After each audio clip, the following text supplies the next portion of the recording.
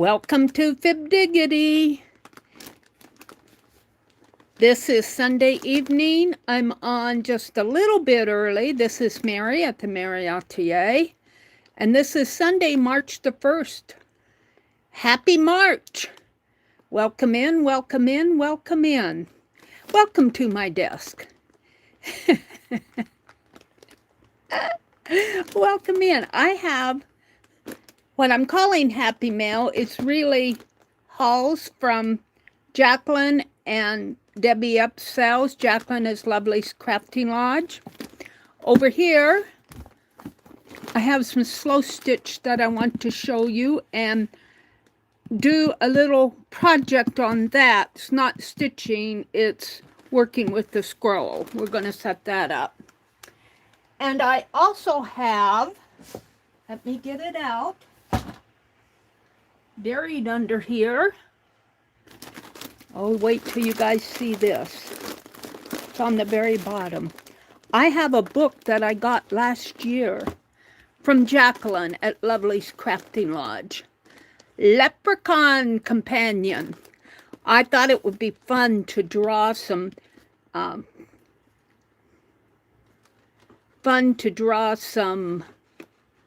leprechauns on envelopes. And I'm getting a glare there. I'll fix that in a minute. There, that fixed it. So let's get started. I will go over here to my notepad first and set it up so that I can see folks coming in. Home videos live. There we are. I see 2 thumbs up out there. Thank you, thank you. Let's go into the chat, and it's not showing me any chat. I hate when it doesn't show me chat. Now all I get is blank boxes. Why do you do that? There you are. It's Angie and Lisbeth and Jacqueline. Welcome in, welcome in, welcome in. And Allie K. Hi, Allie K. Did I miss anybody? Welcome in, welcome in. Hey, hey, hey. Hey, hey, hey. We were at Rebecca's Wells sale this afternoon. Lisbeth and Jacqueline and myself. That was fun, wasn't it? I had to leave. I had to leave before I spent every last penny I had. I also have some linen paper here. I just brought it in the room from the, this is report covers, brochures and menus, business cover stock. I just brought it in. I'm not for any reason. I just said I need to get it back in here. So let's open Debbie Epps' package first. Let's open it up. I didn't get much from her sale. I had to leave. So, Debbie, never fear, I'll be back. Debbie usually sells on Saturdays. Every couple weeks she'll have a sale. She announces it. She usually comes here and announces it. And I like her dyed papers. And it looks like I got a gift from Vale. Bless her heart. Bless her heart, Vale. And let's see, I want to save the... I love that she puts the little stickers on here. That might be on the inside. I'm not going to mess with it too much. Because I like to use these transparent bags for my transparent art journal pages, and I've been doing a lot more of them lately. Yeah, that was on the inside. Woohoo! See, that'll make a nice, actually kind of make 2. We'll put it over here, somewhere over here. A gift from Vale. It looks like some gifts, some guest check, dyed guest checks. 3 of them. Thank you so much. Oh, look, it's got a picture on it. Oh, I think it's only 1. My mistake. I'm sorry. I was looking at that. Thank you so much, Vale. She isn't in here, but you're still crocheting. What are you making? I'm going to put this up here so I can put it in my... Maybe I'll write on here that it was an embellished...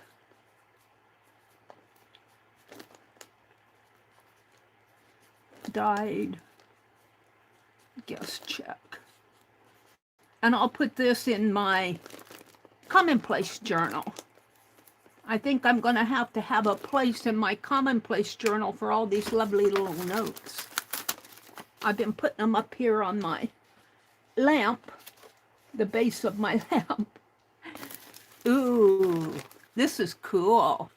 Thank you so very much, Vale. Do I have a... Let's put...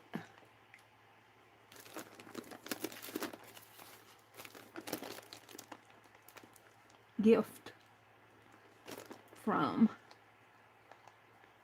Vale. 3/1/2026. That just helps me remember when I go to use it. Thank you, thank you. And I think I bought this. It was the last thing I bought before I had to leave. And this is a CD cover. A dyed CD cover. Is there something in it, or is that just the space for the, yeah, for the CDs? And like you can put a picture in there.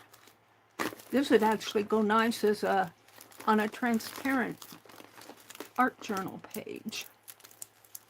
Thank you so much for using the labels. It just gives me, don't you think this would be cool as, like I could put it like, here's the sticky, where is it? Well, I guess the sticky is off of it.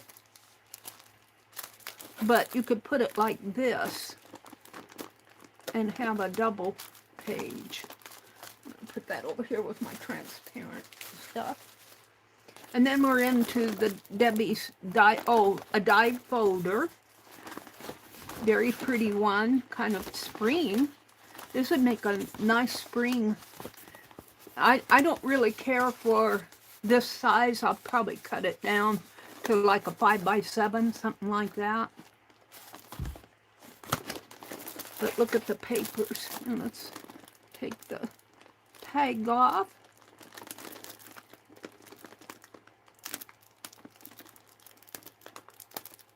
This one's a little stubborn, but he'll come off. Oh, maybe he won't. I'll have to use some water on him. But let's open it up. And on these that I can't really get off, if I have trouble getting it off, I'll put a embellishment over it or something when I'm working with transparent art. Ooh, these, I can see I'm going to like these. Debbie does very nice work. Very nice work. Debbie was an art teacher. And so she knows her stuff. She knows her stuff. Not that anybody else doesn't, but Debbie does. Let's put that with the transparencies. I'm going to have to, I think I'll put these, start turning these transparencies in the folder here. Because I've got more over here. And look at this paper. Isn't it beautiful? Wow. Oh, it's awesome. I think there's more than one sheet here. I usually buy two when I buy only one sheet, or is this a double?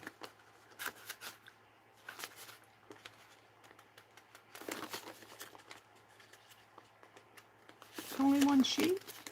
No, I think it's a double. I just can't get it. Maybe with my tag here. No, I think it's a double.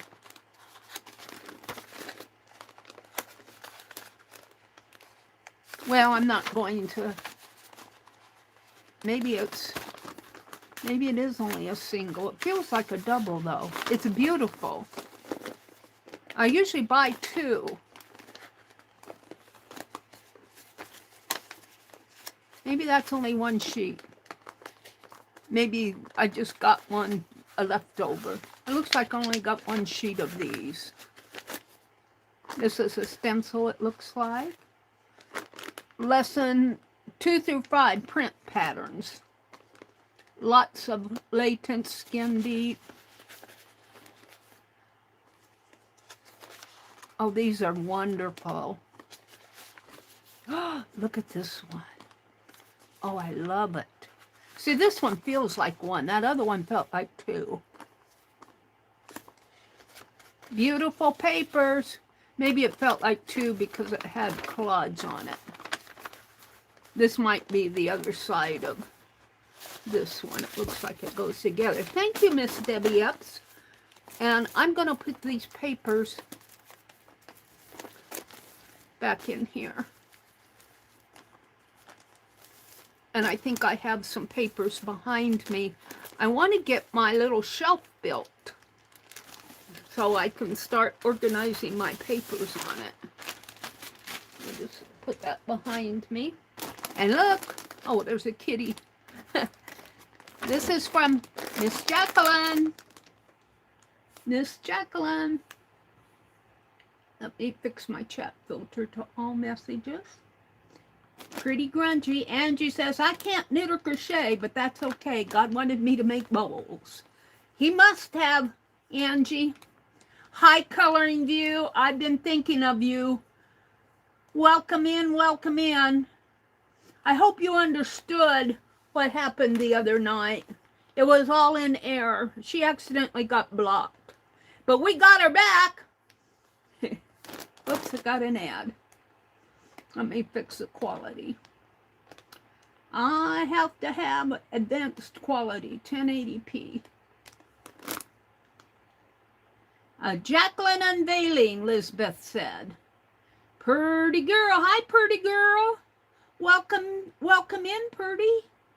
There's Debbie. Debbie, I just got done showing your papers. They are awesome. And I thank you so much for putting the little mailing labels on those bags because they are so easy to get off. And I like to use those transparent bags for my transparent art journals. So thank you for doing that. Let's see. You did. No worries. Oh, I'm so glad. Debbie, welcome in. Debbie, when is your next sale? And Jacqueline is Lovely's Crafting Lodge, and she sells Fridays at 4 p.m. Eastern. And I missed her last Friday because I got on late, and she was already done. March 7th. March 7th is Debbie Epps' next sale. Let's pin it. And Jacqueline, I'll pin yours sale on, in an upcoming live. Debbie Epps, Jacqueline, and Rebecca Wells are the 3 people that I'm kind of purchasing from now. And that may change, but I'm very happy. And boy, I really had fun at Rebecca's sale. You plan on doing a preview video on Tuesday. Yes, Debbie does these preview videos, so keep a watch on her channel because she shows, in case you can't make the sale at her time on Saturday, she has a preview sale. So if you see something you want, you can email her or contact her and say, I'll take that, Debbie. Yes, Debbie does a great job, and so do you, Miss Jacqueline. Let's open Jacqueline's because there are some Angie bowls in here. And you guys, I need Angie bowls. I need Angie bowls. My desk is overflowing with stuff. I don't have enough. I've got 2 Angie bowls, three Angie bowls out, and every one of them is packed. Let's see, let's turn it this way. And I'm going to, yeah, I'm going to cut it. I have to find the opening.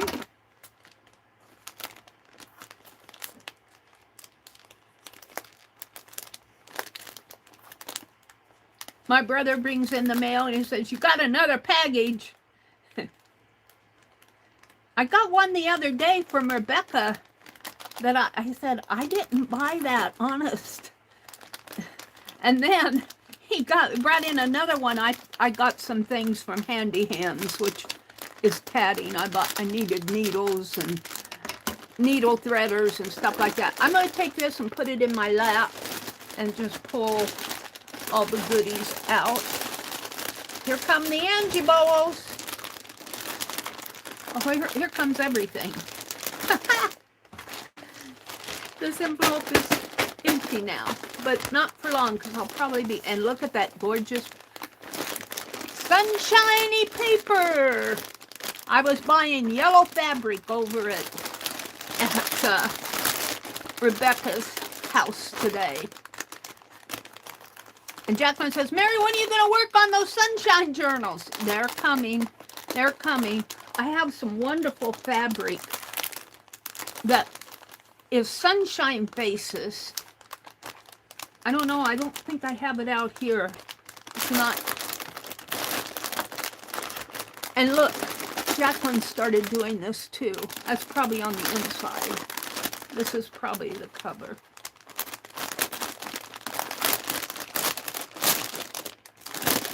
Woohoo! Angie bowls.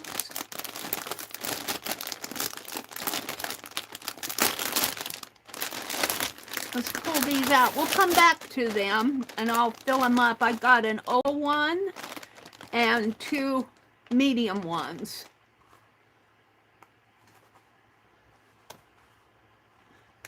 I got a yellow one, a sunshine one. Yellow with red roses. How cool is that? And a red one and a pink one. All right, we'll come back and fill them up, but let's look at this. I'll come back to this too. These are, I don't think these are snippet rolls, but they're similar.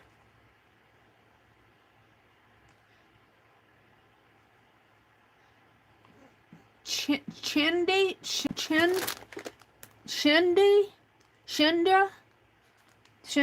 bag. It's only $1.25 for that bag.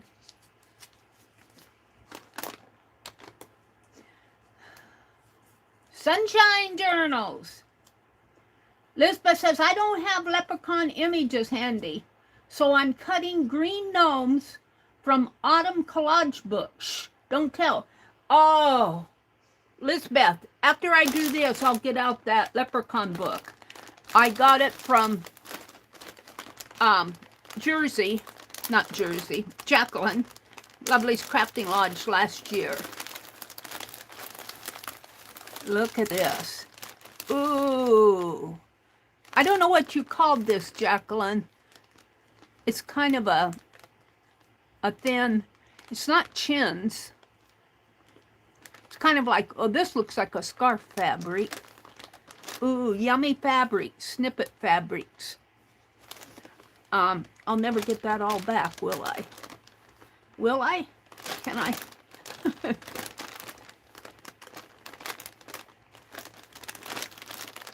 And believe me, I use these things. I do use them. Now I can't get the bag open. Let's just stuff her in there. That was a bargain for $1.25. Yes, ma'am. All right, we'll put that behind me. And what else do we have in here?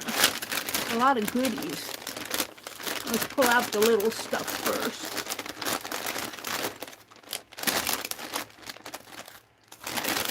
Jacqueline's sales are so fun.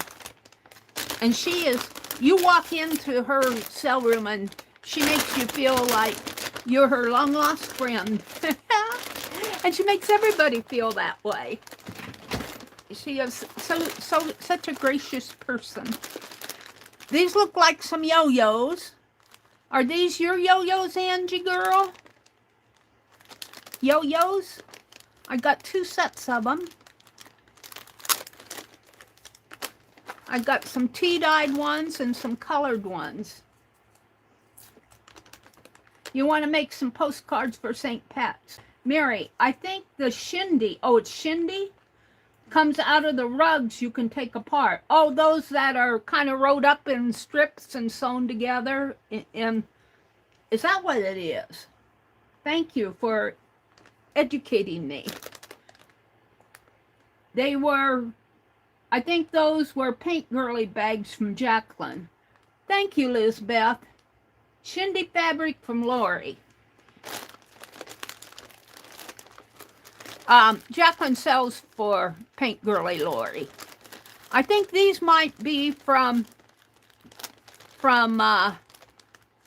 Angie Girl, the little yo-yos. I'm not totally sure, but she makes yo-yos. Did she go to bed? She says, I'm glad you like them. We'll put them in the bowls for right now.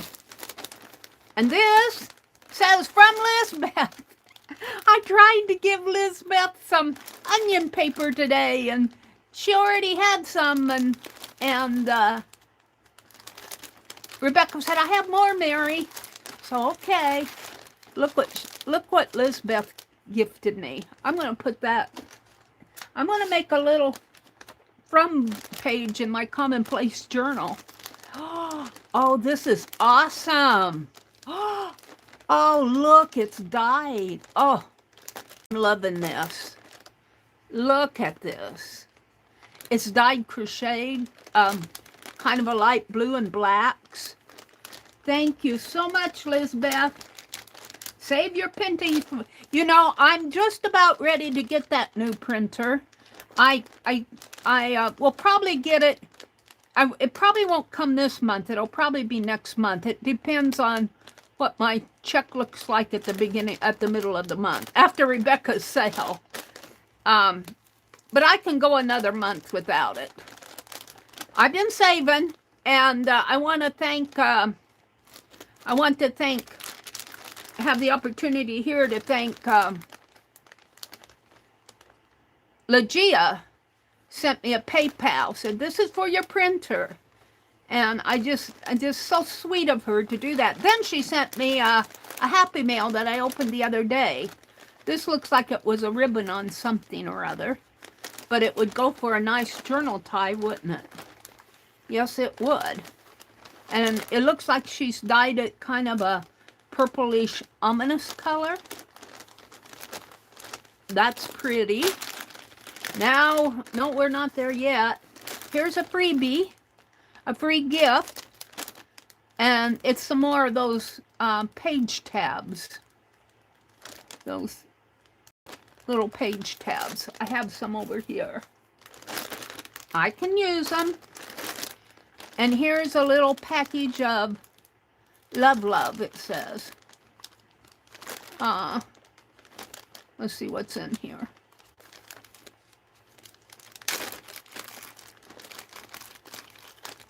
This looks like it might have come from Lori. It's got some little Valentines and some little tickets. And looks like that they were clipped on here. And there's a clip here.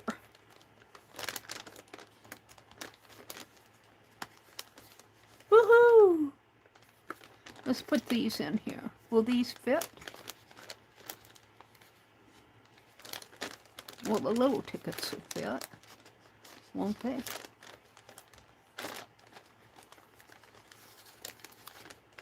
We'll find a place. There's some more in there I'm not going to take out. And some little Valentines. I probably bought this around Valentine, right?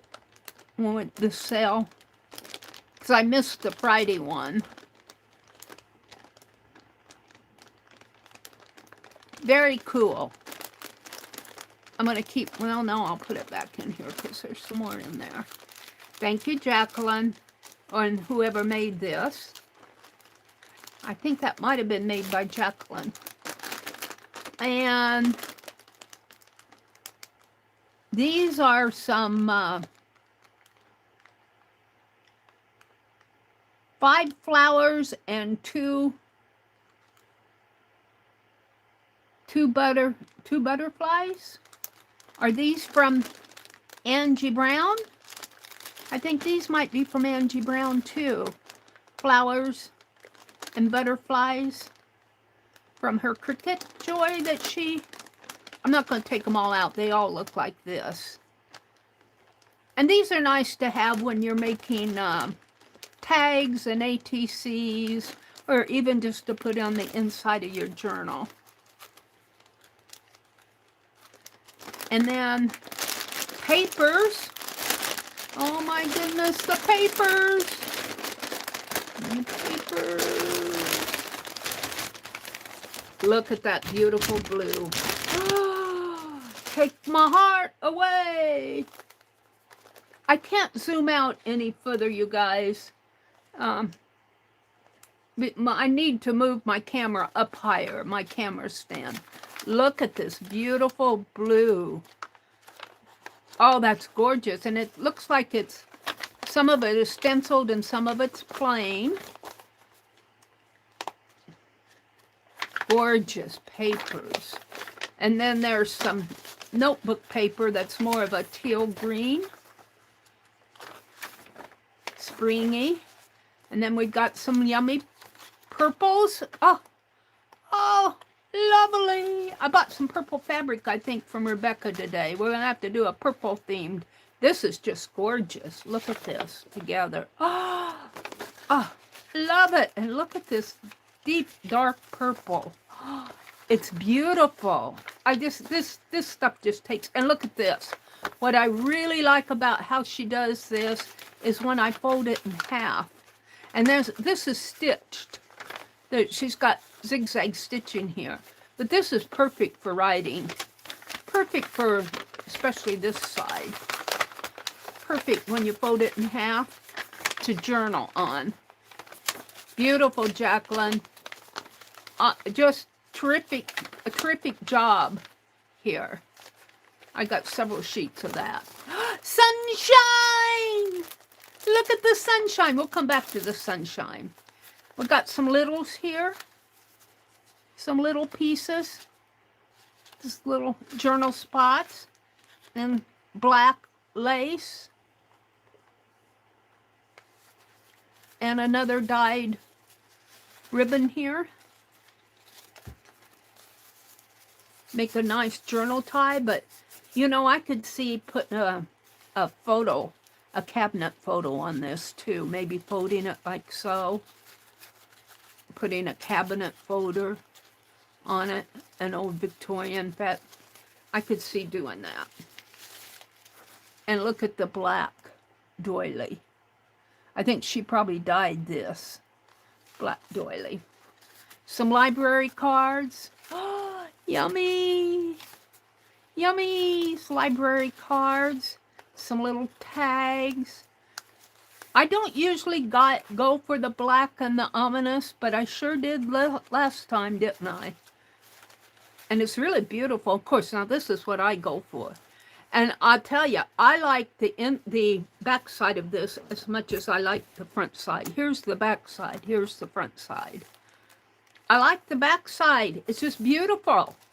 Beautiful blues. Beautiful blues. Loving it. Ooh, look at this. Look at that. That would be wonderful for a slow stitch. A slow stitch for my scroll. Yes, ma'am. It sure would. I might have to keep that out. I don't know. She's doing E tomorrow. So we'll see what E is. And I'm going to show you my slow stitch progress as soon as we get done doing all of this. Sunshine! Sunshine. This is more of a deep yellow, but it's still beautiful. And you can fold them like this, and most of my journals are this size. Beautiful, beautiful papers. We're back to the blues and teals here. Beautiful. And the purples again. Boy, I really bought the purples this time, didn't I? Look at that. Boy, I went to town on it. Because I have more in here, don't I? Yeah. Well, we could put this with it. Got the littles there. And yeah, here's some more of the deep purples. Jacqueline, this is awesome. I'm going to have to do a purple journal. Royal colors. I'm getting all my littles mixed up here.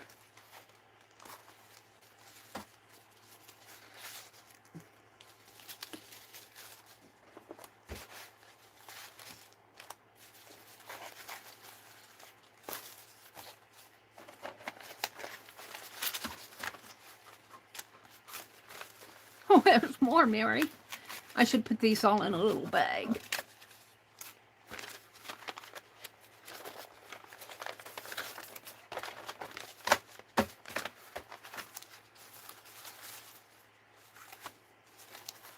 Awesomeness. Awesomeness. Look at this big stack of purples that I have. Look at that. That'll make a huge, what's this? Some of it's sewn? Is some of it sewn? Oh, that's off of these pages that are sewn. This is kind of a pinkish lavender purple, but it still goes. Awesome! Look at that fat journal! Awesome. And we're not even done. I'm going to put it on the bottom, though. Here's some of Jacqueline's ominous papers, which is more the darker. And I don't usually buy a lot of ominous, but I invested in some this last sale. And here we're back into some sunshine papers that I'm going to put with. That I'm going to put with this. So let me take this bag and put those papers back in this bag. Beautiful. Now, just because I have it doesn't mean I'll use it right away, but let me tell you, it's there when I need it. It's there when I need it, and I love using Jacqueline's papers and Debbie Epps. You both do a wonderful, wonderful, wonderful work. And let me put this up here. And let's look at the sunshine. Sunshine! We got all kinds of sunshine at Rebecca's, mostly fabrics today. This was a bundle, a sunshine bundle. If I can find out where to open it at.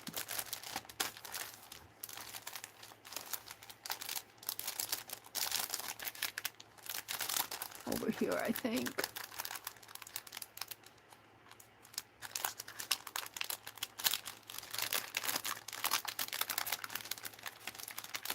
Sunshine. 35 pieces.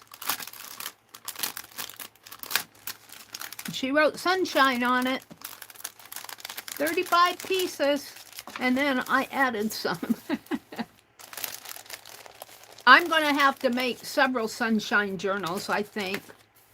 We've got some dyed graph index cards, some note paper, some taller note paper, some round, they're not doilies, there's memo paper, some planner paper, some, looks like a stationary notepad, sort of. Let me put all these together. And then we get into the beautiful yellow papers here. Oh, just does my heart good. And then there's, this is, it says, maybe if I look at it this way, is it a, what is this? According to my best source of Hungarian information, the quick-witted, bright-eyed, and super sensuously tongued George Lang. The secret of good Hungarian string instruments is they have a well-developed sound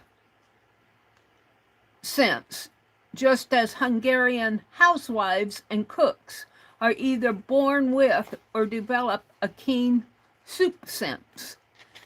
In Hungary, according to George, thickened soups, so this must be a recipe for soup, thickened soups with limited logic called either white soup or brown soup. The following rendering, though not Lang's, is what one might safely adjudge to be a tawny, tangy compromise. So you get bacon, unsalted butter, a large onion, garlic, celery, carrots, chopped fresh parsley, chicken broth, chicken, I probably would not, I don't care for chicken, I might use beef, water, 1 pound of kohlrabi, 1 tablespoon of all-purpose flour, that's probably to thicken it, 1 1/2 tablespoons of lemon juice, and salt and freshly ground pepper. Now I could see how the lemon juice could go with the chicken. I don't know if I'd put lemon juice with beef. Oh, it is a, it looks like it might have come from Hungary. Veal stuffed kohlrabi. Kohlrabi! It's all about kohlrabi. Isn't that kind of like a turnip? Braised kohlrabi. I haven't had turnips for a long time, but I have developed a good taste for cabbage.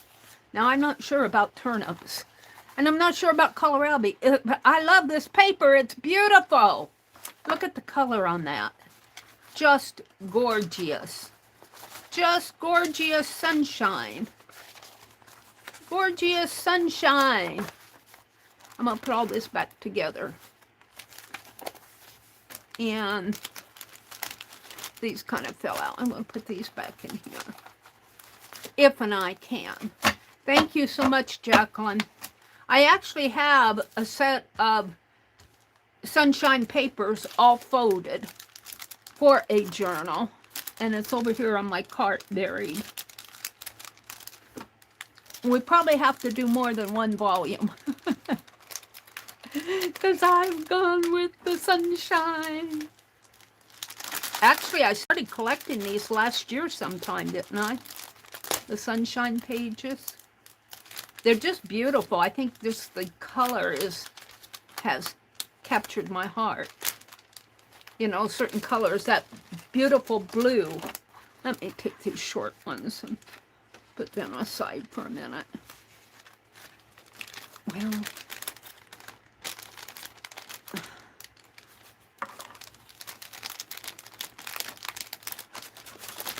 yeah. It's stuck on there. I'm stuck on you. And then it goes crooked. How do you get these in? I think I need to kind of fold them like so. And now I got this all messed up.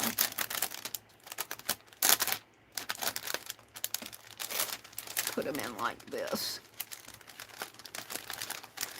And then let them fan out. There's a way. There's a method. And then we can put the short ones in. Sunshine.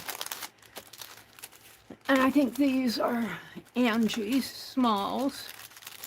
So let's go look at the Angie bowls.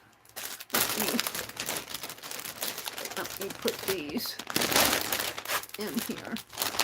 And maybe I'll put these smalls back in here too.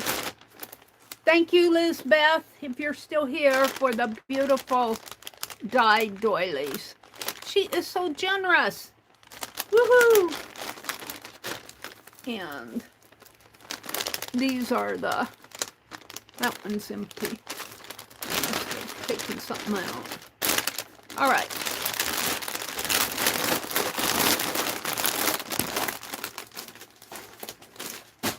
Angie's bowls. Angie bowls.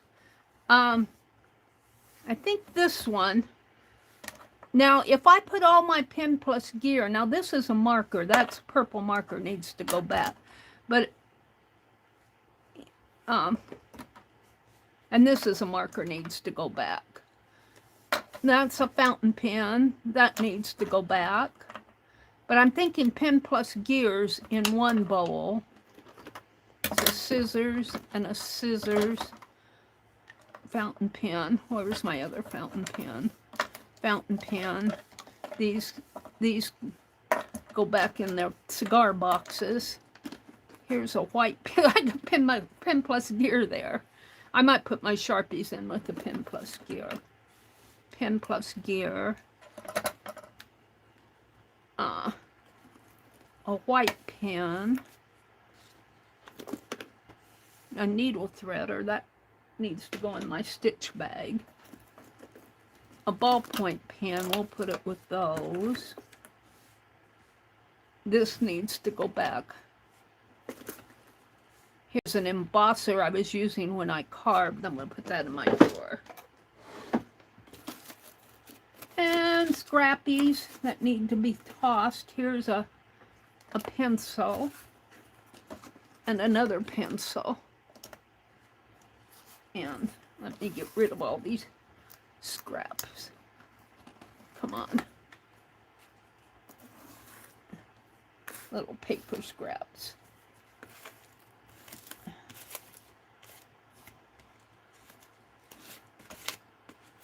Am I out of frame? No, I'm pretty good here. Let me throw these away. Now we have, oh, this I'm keeping out.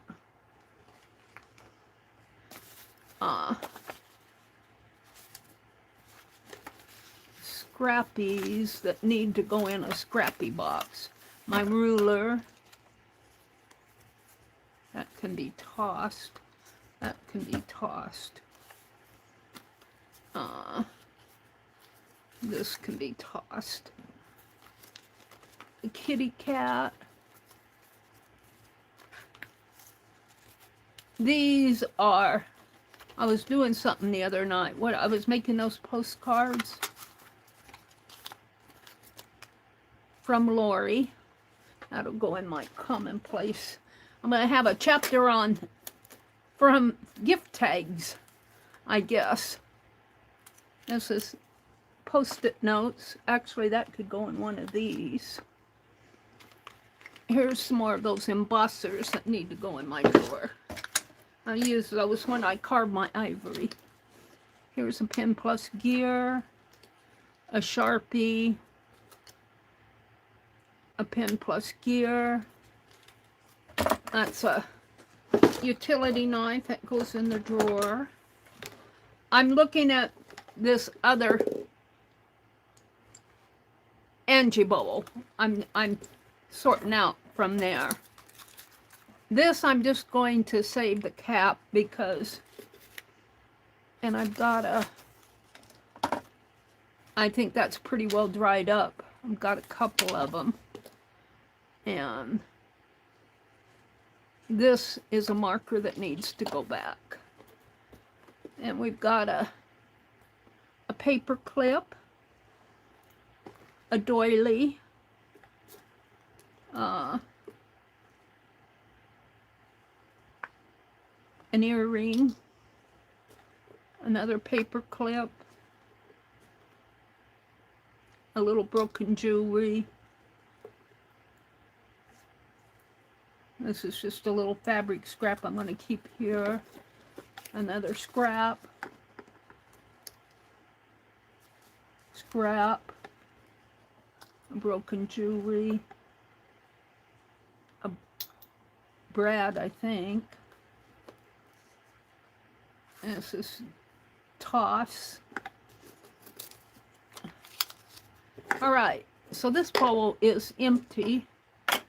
Oh, but I'm not done. I have my little bowl. So I'm going to put my scissors in this bowl.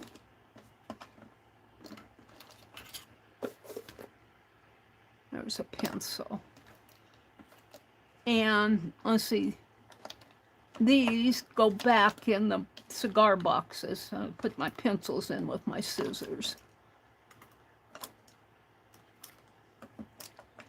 And these, I think I'll put my white pen in there. These all go back in the cigar box. I'll just put those in there. Oh, but I'm not done. Hold on. These scraps get thrown away. These scraps get kept. I'm sorting out my Angie bowls.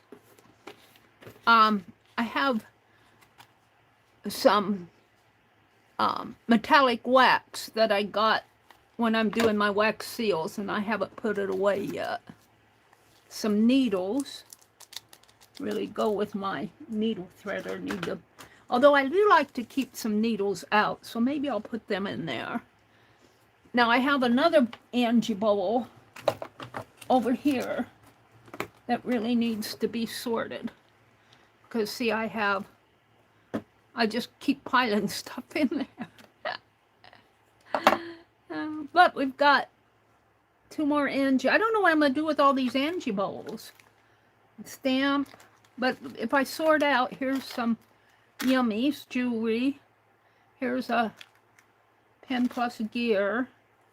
This is a, I don't know. And these are my wax threads from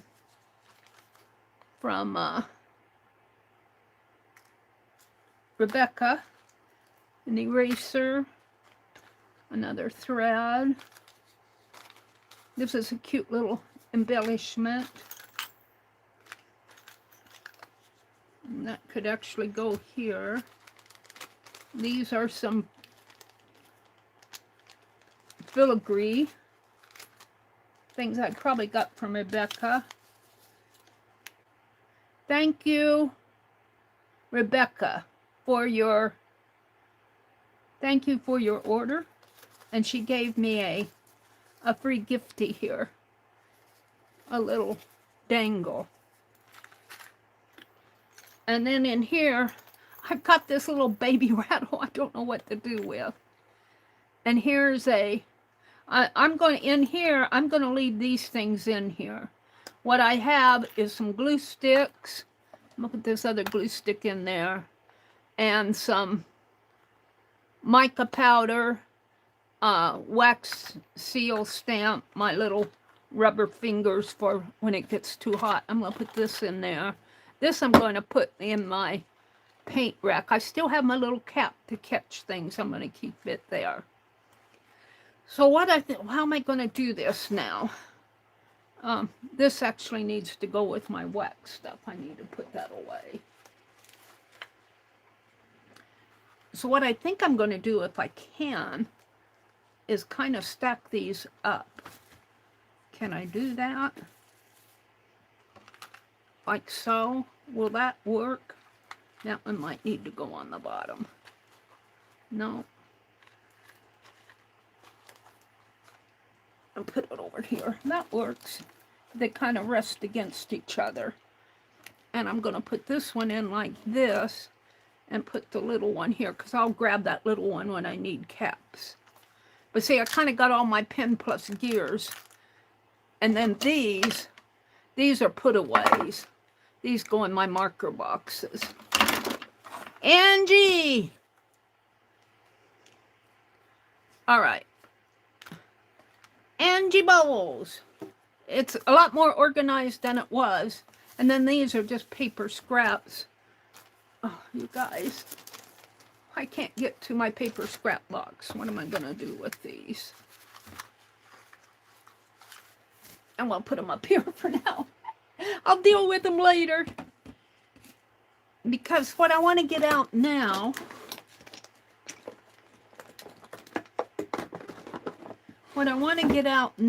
is my slow stitch. Let me come out and look at chat. I have been sorting and cleaning here. Angie Bowles. Oh, I have an Angie Bowl over here that has all my stamps and stuff. And here's my little rabbit. Most of this I want to carve an ivory. This is my ivory rabbit. I think I'm going to leave him just as he is. I'm going to do a little ruby rose ivory carving, but these are my carved stamps, mostly carved stamps. But you know what? You got to be, I think I'm going to have to put wax paper. And then here's Derwin the Dragon. Here's another glue stick. This is a dangle from Rebecca. The most of these in here, I need to sort out. There are Rebecca dangles, but most everything in here are stamps. And this I can toss. It was a spool. I did a lady on a spool with the postcards. So that's kind of sorted out, wouldn't you say? Derwin, he's just kind of resting on this glue stick over here. All right, and what's up here? Freebies. My freebie things. I'm going to put all of these in my... I've got a whole bunch of them in my commonplace journal. Here's my gilded rabbit. These are all freebies. These are all going to go in the commonplace. Is there more here? Come on, get out of there. I think that's just a Post-it note. What does it say? Nothing. That's a paper from a postcard thing I did. But I got more. I'm going to take these all off. I have to put my hand down here to get them. I'm going to have to take these off and organize them and put them in my... They're really glued on there. I just keep gluing them on there. Lights in my eyes. I think what's on there now is washi tape. I'll deal with that later. I think I got all the tags and the notes and everything. These are going to go in my commonplace journal. I'll pull them apart. And this is... Oh, let's just tie them here. Can I tie them? No.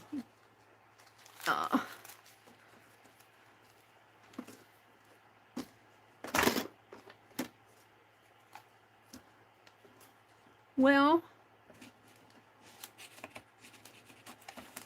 I found a ruler I was looking for. It fell underneath of this. I'm going to have to lift up this placemat and see what's under it. For right now, I'm going to just tuck these over here and I'll take them out, put them in my commonplace journal. And speaking of commonplace journals, if you're listening, I think next Wednesday night, I was going to have an all-member live stream, and I had to cancel it last Monday night. So I think this coming Wednesday, it would be the... Where's my calendar? Oh, those are notifications. I want my calendar.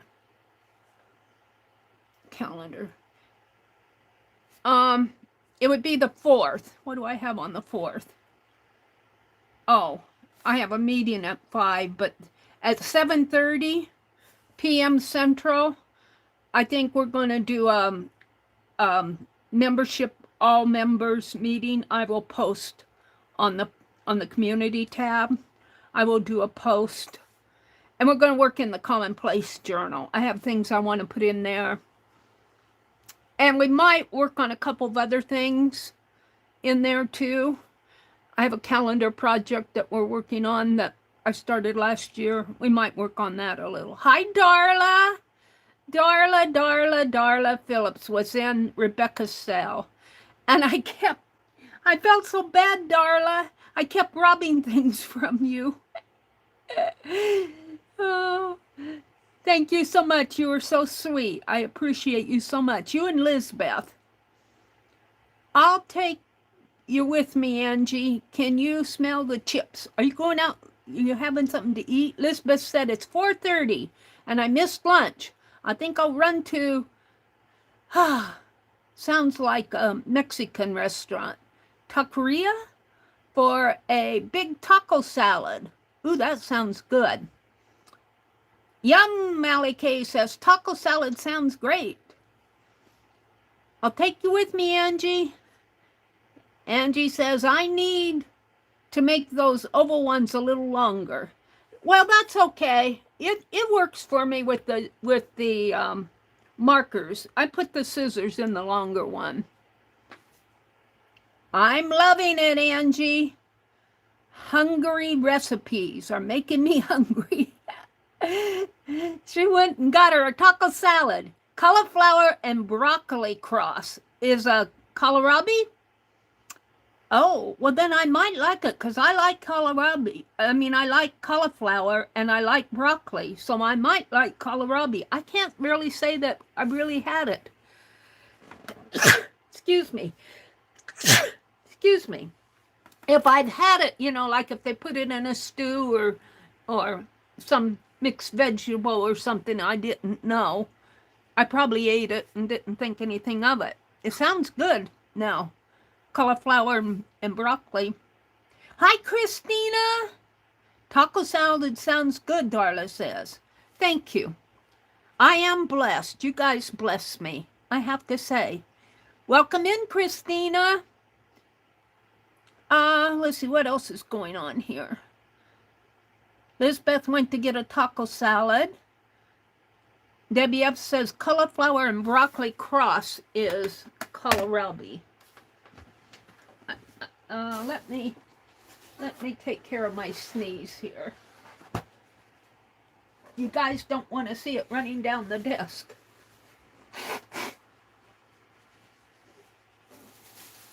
And let me cleanse my hands now.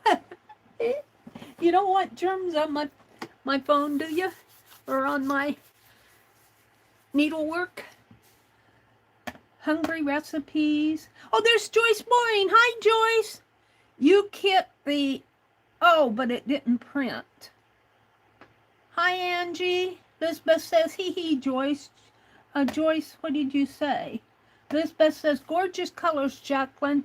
I can't wait to see what papers you are selling on Fridays. You're doing free pinch of pink. Oh, is that what those were, Jacqueline? The pink papers in there? I remember. Sometimes Jacqueline says, if you want a pinch of paper or whatever she's giving away free, she says, me. And everybody says, me. So that's what those pink papers were a free pinch of pink. And I don't know what Joyce said. She said, ugh, hello.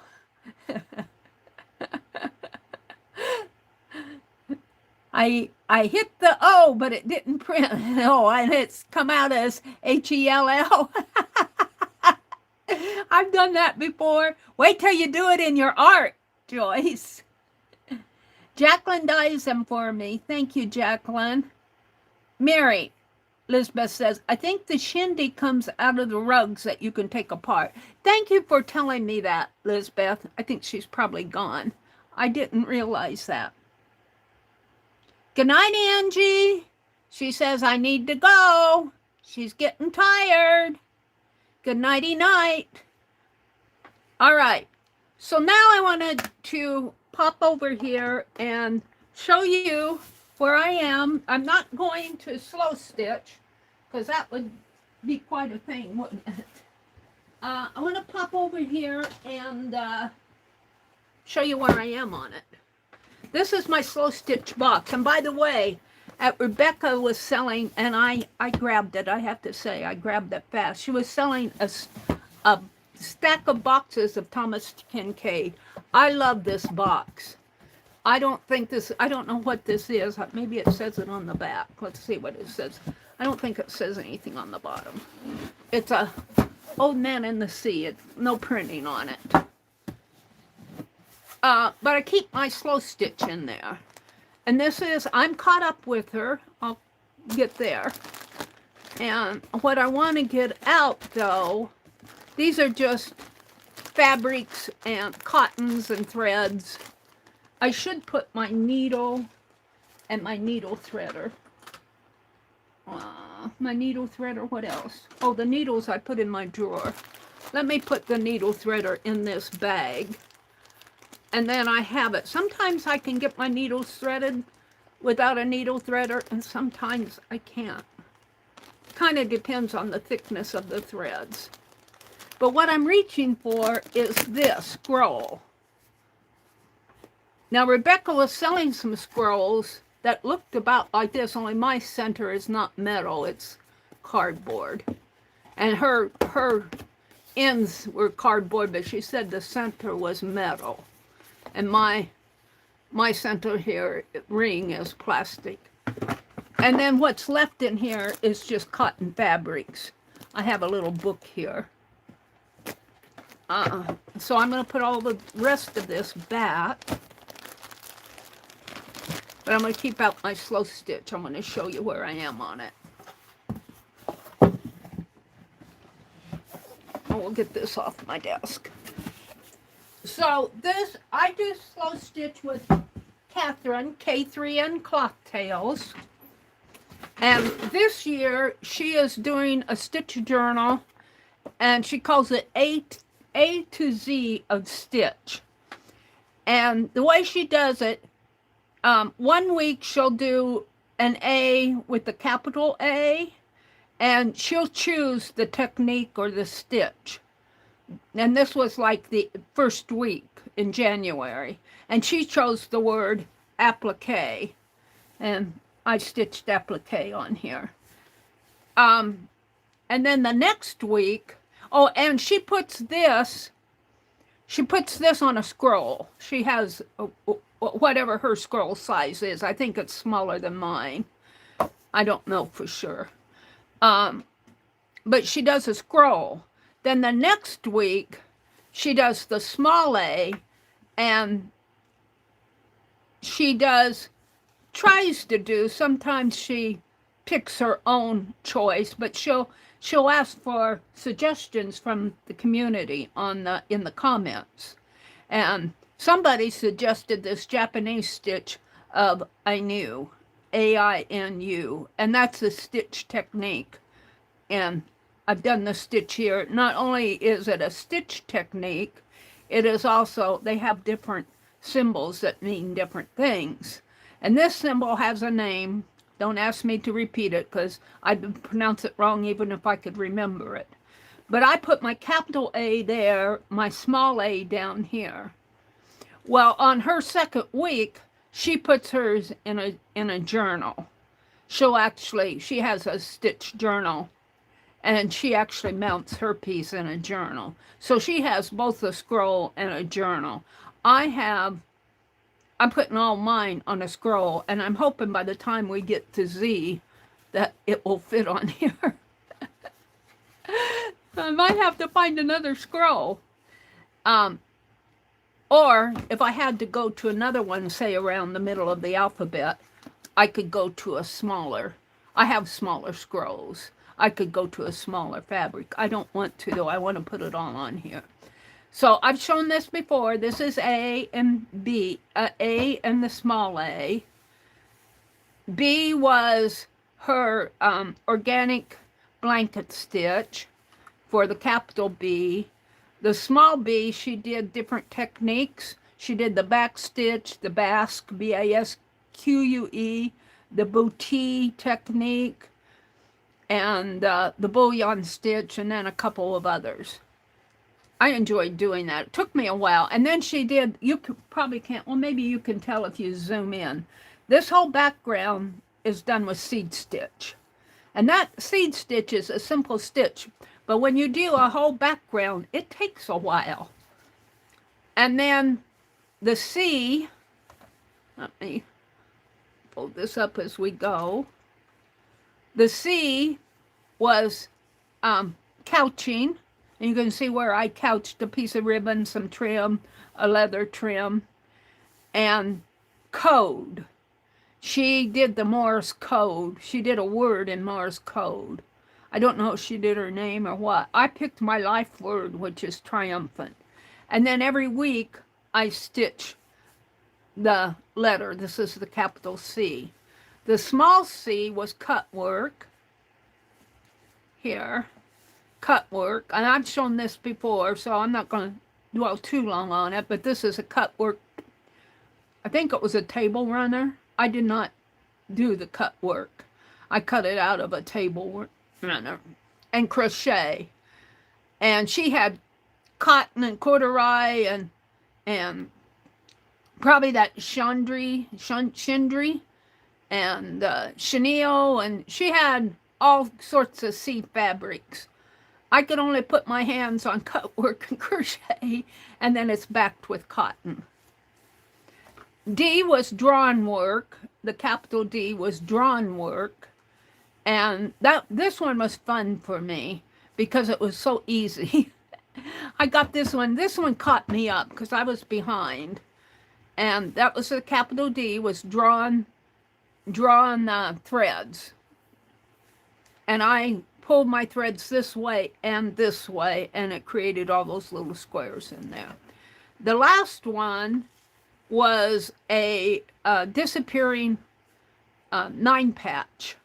You do a 9-patch, and I followed her color scheme. She had dark, light, and then she had a square in the middle.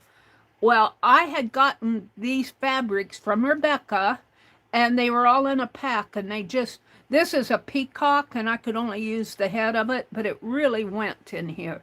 And all I did to reassemble this, I couldn't cut. She cut this way and this way. I couldn't do that because I'd ruined my little peacock head.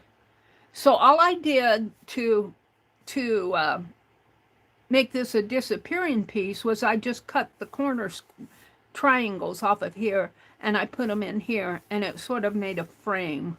And I really liked how that came out. What I wanted to do was do a short video and show you, and I could probably show you here on my phone, where I went to my design software, my phone graphic software, which is called Sketchbook on my phone, and it takes me to gallery. Hopefully it may not be on this phone.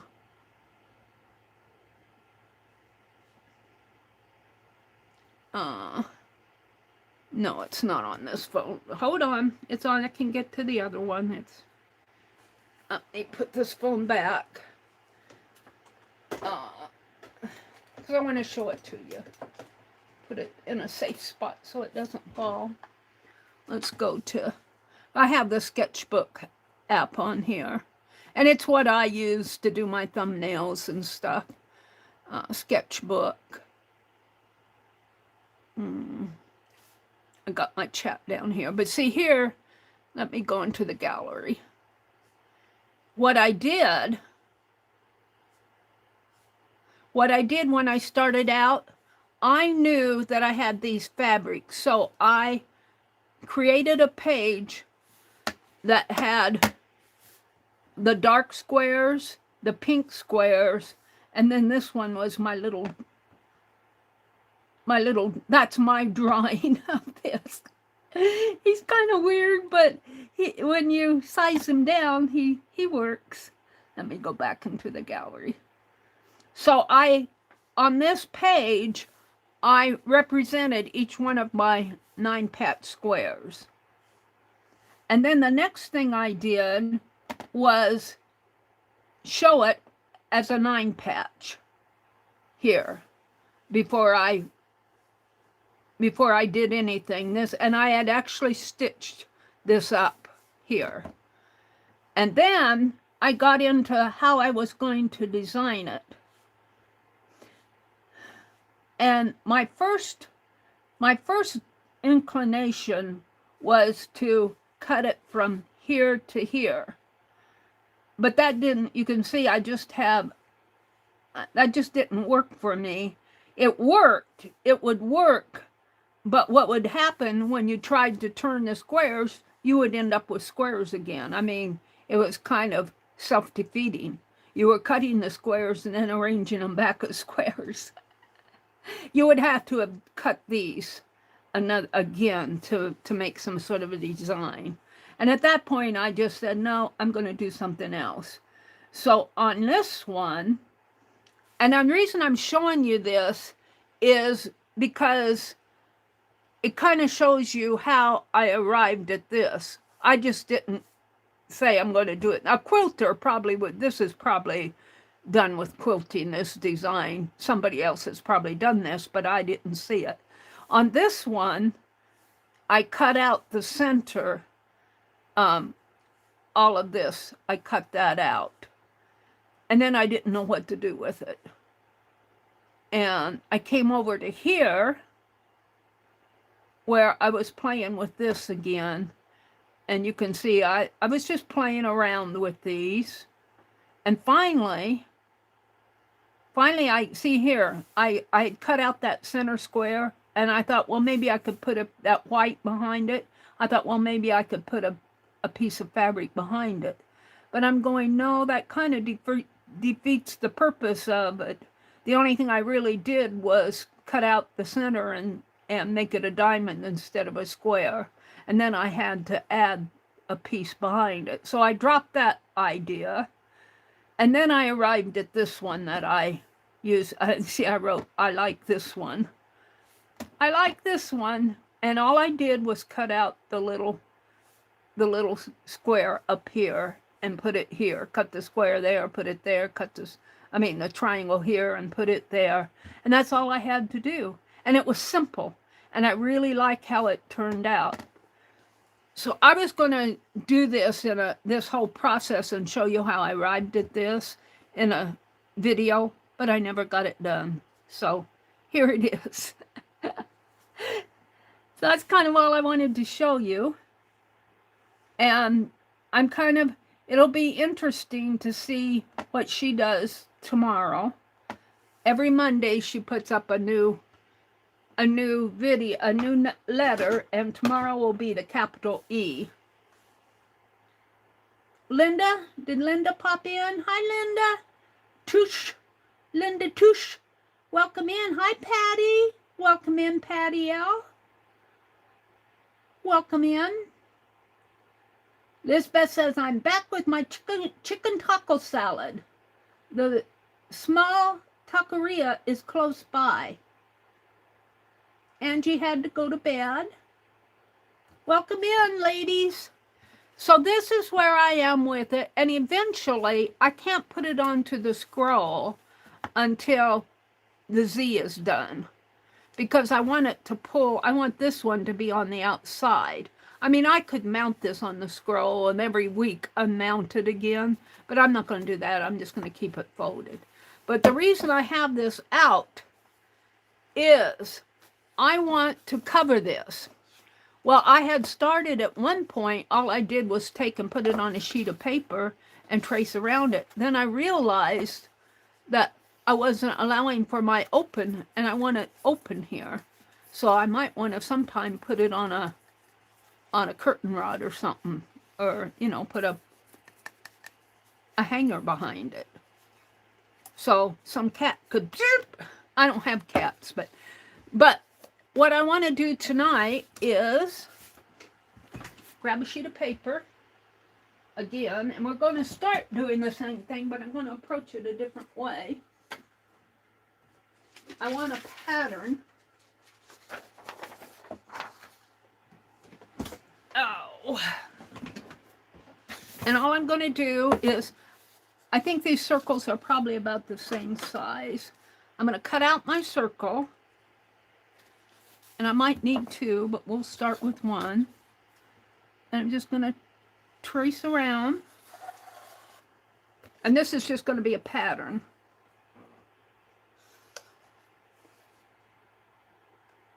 And I might leave about a, whoops, I did that cool, didn't I? I might leave about a 1/2 inch here because you'll want to fold that fabric onto the inside. I don't know if I'll do this or not. We'll see. Now what I need to do, and I found my ruler, what I need to do somehow, well, let's cut it out first. And I can get to my scissors, Angie girl, because I know right where they are. Oh, and I'm going to leave about a 1/2 inch, so to speak. I think what I'll have to do to get this, and I'm just kind of doing this rough right now. I think I'm going to have to cut a slit here so that I can figure out, oh, and I just about did it, didn't I?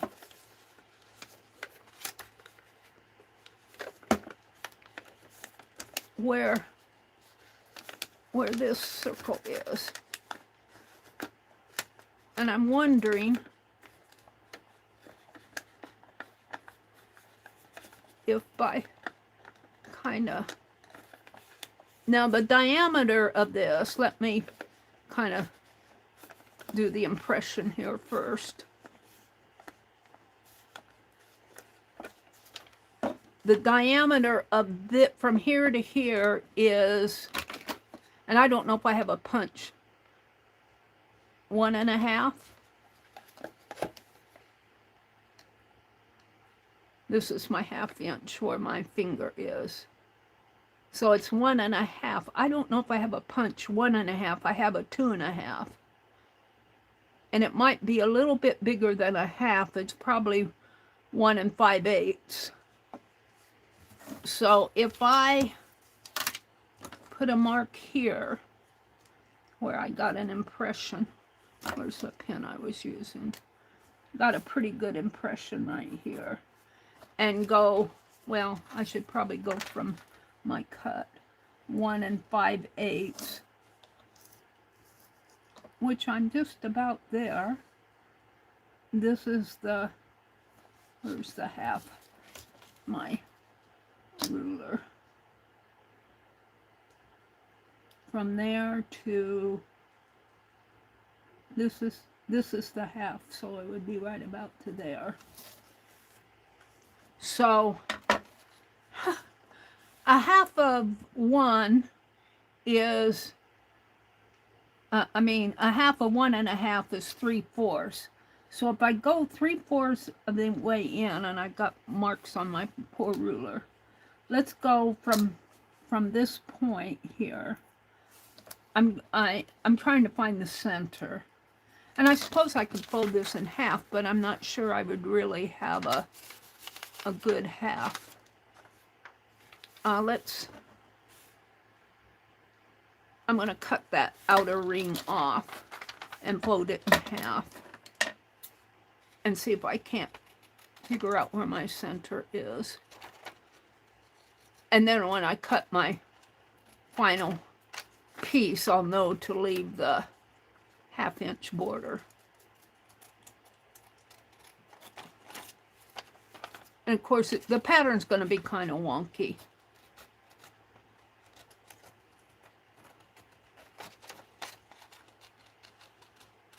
But I kind of want to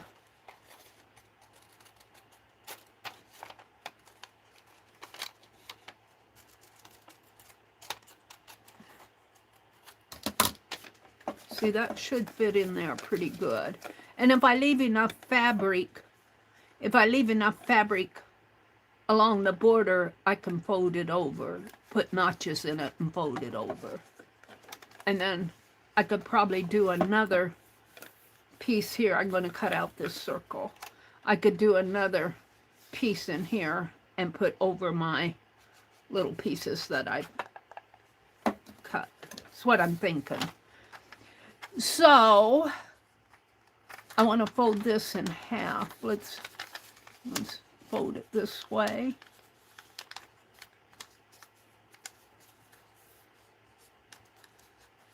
And give it a crease.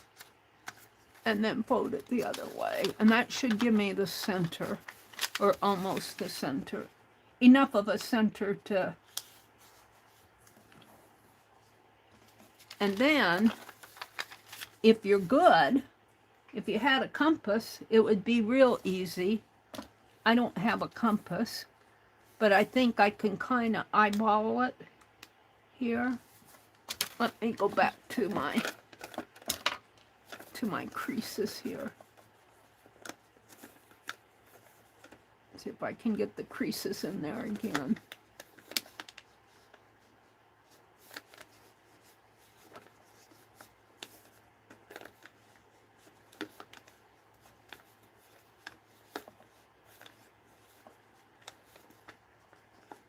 And it may not, it looks like I'm off a little there. I'm off a little. I might have to do this more than once before my final. This is me just trying to figure it out. How to get a pattern without...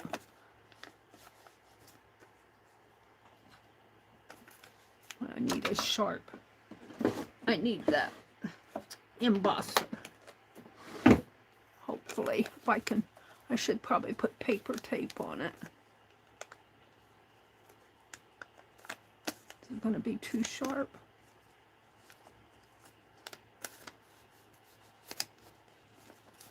No, fingernail works the best.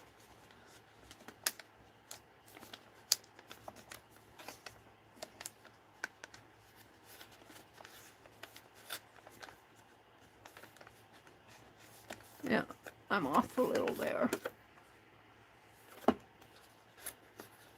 But I can compensate for it. So what I want to do, and I can kind of see where the line is going, is I want to cut out this circle. And if it doesn't fit, I can compensate.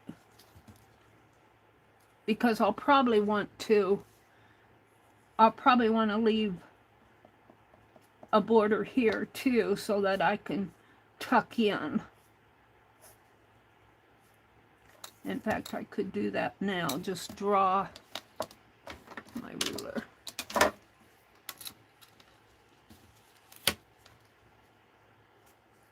Ignore my other lines.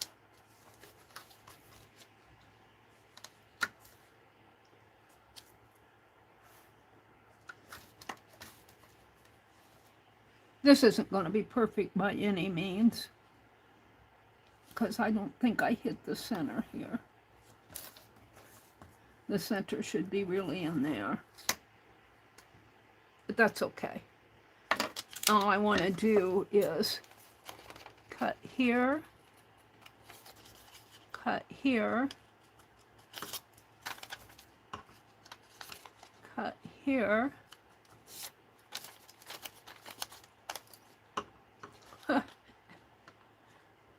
And was that a line? Yeah, that line's kind of, this line is kind of wonky. Let's move it. Let's move it a little. Let's move it over there. Doesn't have to be perfect. It's going on the inside. So when I put this on, and what's interesting is this has got a ledge in here, so these aren't going to go in perfectly. But they'll kind of go in. So that's another consideration. It's only going to go in part way. That's interesting. I might just have to cut those out altogether. Let's do that. Because that's going to be too hard to... There's a circle here, and then there's a ledge right there. And to bring your little triangle down and place it there, and then it goes under again. So it's kind of like a little fixture in there. Let's cut this circle out. Oh, my hand's getting shaky. My hands were doing really good this weekend.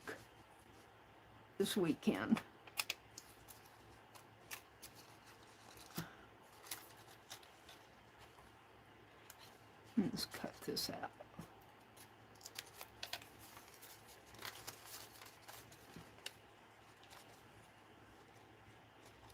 And I can kind of get an idea, even if I make a cloth pattern out of a piece of scrap cloth, or even a scrap paper. Well, this is scrap paper here. But what I want to do eventually is whatever I use is going to be slow stitched on. Like I could see doing running stitches in circles. But I would have to have it slit there so that I could fit it in. I'll show you what I'm thinking here. Come on. One more piece. So this would go on like this. And it fits pretty good. It might be a little large. So when I cut my final piece, I might make another paper pattern. When I cut my final piece, I'll make this a little smaller. I'll have to see. I have a compass, but it's back behind me in my cart, on my cart, and my cart is pushed back to the wall, and it's got boxes in front of it. But I'm making progress on it. Looks like a roll of toilet paper. It's not, it's a scroll. But couldn't you see yeah, this is too large in here.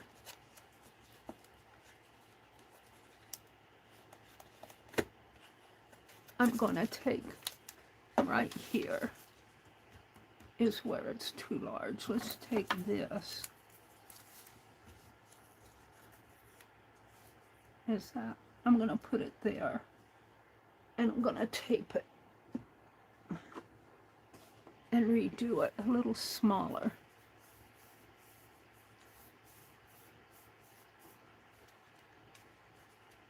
This is just a pattern piece. So I haven't worked with this too much. I've just kind of mentally thought that maybe this would work.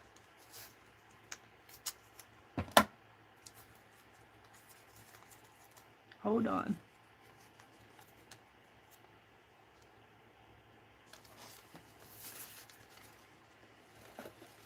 Now, let's fit this on here.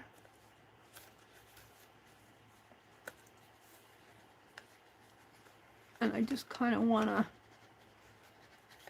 to trim this a little.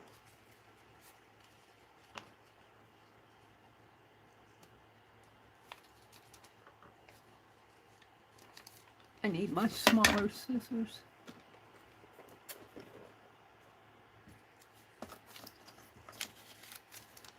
It doesn't have to be perfect. It just has to be.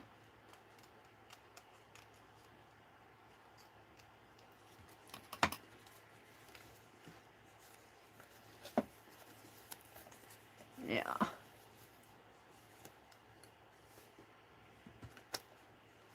And I don't think I have anything that's 1.5 inches. I don't know. Is this 1.5? No, this is too big. Just a little too big. I need a 1.5 inch circle punch. I don't have a 1.5. I think I've got a 1 and a 2.5. Thank you, Penelope, for letting me use your throne. All right. So I have my pattern. And I think what I'm going to do is do another one. Only try to do it better. I need a compass is what I need. I have one. I just don't want to go get it.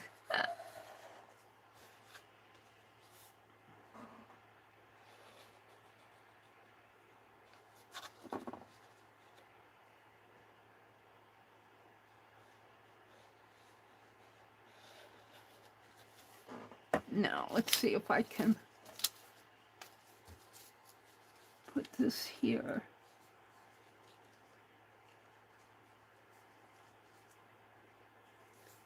And kind of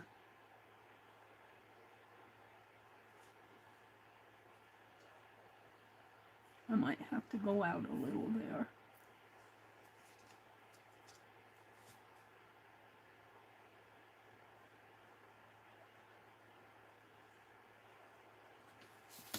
Yeah, sort of like that. Looks better, doesn't it? And then I think I will do my cut marks here. My cutting edge here.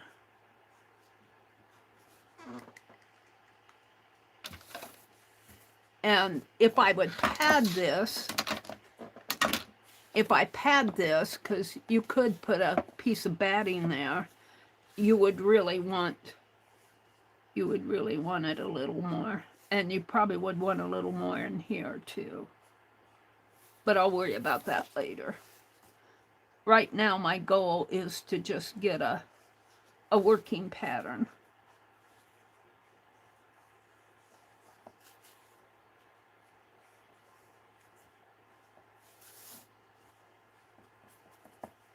And then I'll cut like pieces like that to fit in there. We'll see how this works.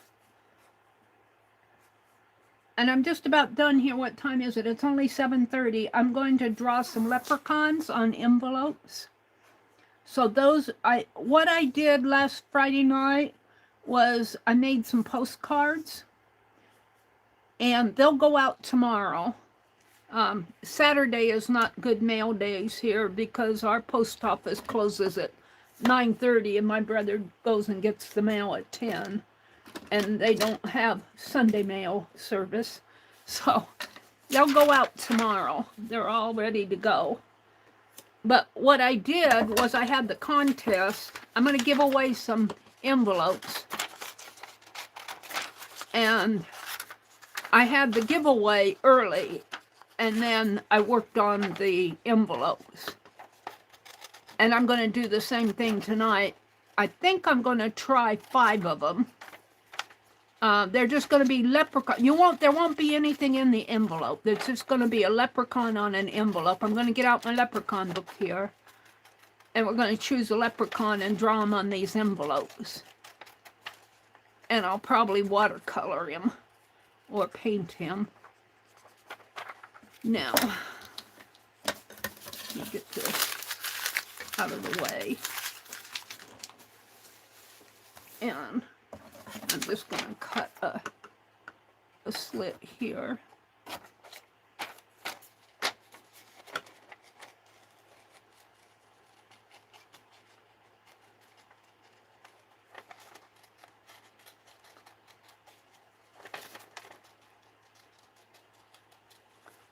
And I might take a scrap piece of fabric, some fabric that I don't care if I mess it up.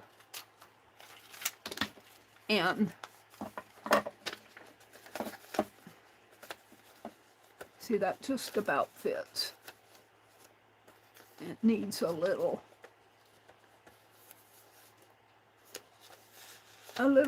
condensing, but almost fits.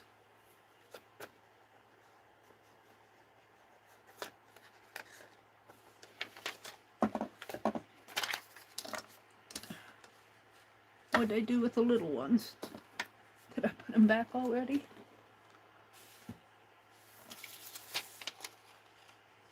Where did I do that?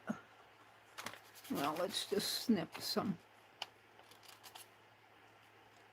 And of course, I'm not following my lines. But you will fold these down like this.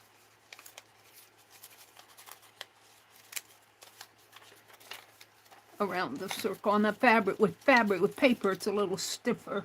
With fabric, it will go down nice and fit on the underneath. Might have to make them a little smaller.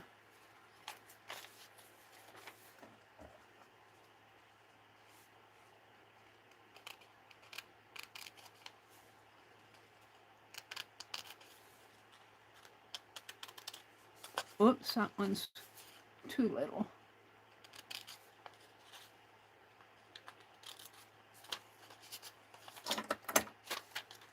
But you get the idea. I'm not going to do the whole thing here.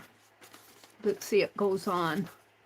Say this is a piece of fabric, it'll go on there, and then these pieces will fit on here, like that. Then it'll look something like this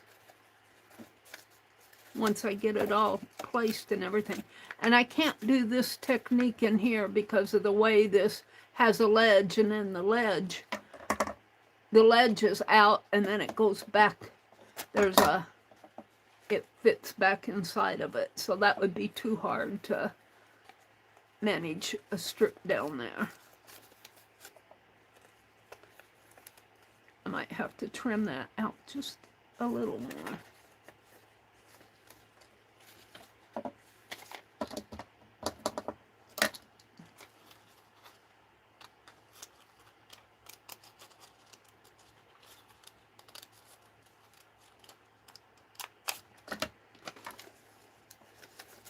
There we go. So I might save this pattern. I'll save this, but this is kind of my first attempt. And I might make me a stronger piece here. I might make a fabric piece and get it to how I like it, and then I'll do slow stitch on it. So let's get out the leprechaun book. I'll put all this slow stitch stuff away after my stream. I don't want to take the time to organize it all back. Let's get out the leprechaun book, and I'll show it to you, and let me get some envelopes. And I can't zoom out. See, I can zoom in, but that's this. This is a pretty tall book. And I still have that glare, don't I? Find it. We'll put this beautiful blue fabric there. I want to grab some envelopes here. We got all sorts of smaller. It'll just be small envelopes. And what I'm going to do is work up a pattern, and then I'll do the same leprechaun in every envelope. Kind of do him production style. 1, 2, 3, 4. I'm going to have 5 for giveaway and 1 for myself. And he'll just be small. Let me grab a paper. We're going to do the giveaway right away.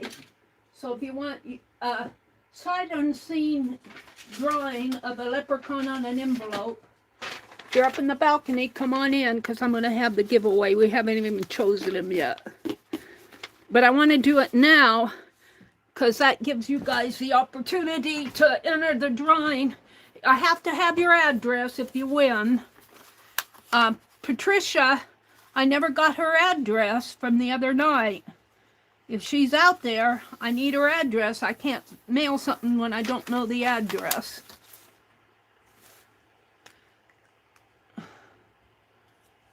Thank you, Lizbeth. Just wait till you see this book. This book is not a complete book. I got this from Jacqueline's sale, and she gave away pages from it. And I got a couple pages, and then I said, can I just have the rest of the book?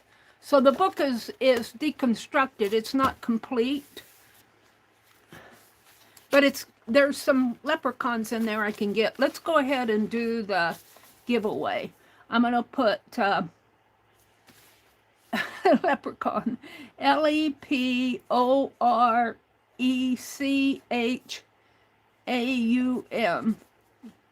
Boy, I wouldn't have spelt it that way. Envelope drawing. Envelopes. Drawing on on envelopes. And when I have the drawing here, and the number will be 1 to 100, and I'm giving away 5. International, if you're international, if you're listening and you're international, pop on in. If you're not already in here, you're welcome to join, because I can just pop an international stamp on here. I'm just going to seal the envelope. There will not be anything in the envelope. Your gift is the drawing, whatever he is, and he'll probably be in portrait view. I'm going to give away 5. So 1, 2, 3, 4, 5, and the 6th one is for me, Meri. So let me put a go in here. The range is 1 to 100. Go. L-E-P, oh, E. L-E-P-R.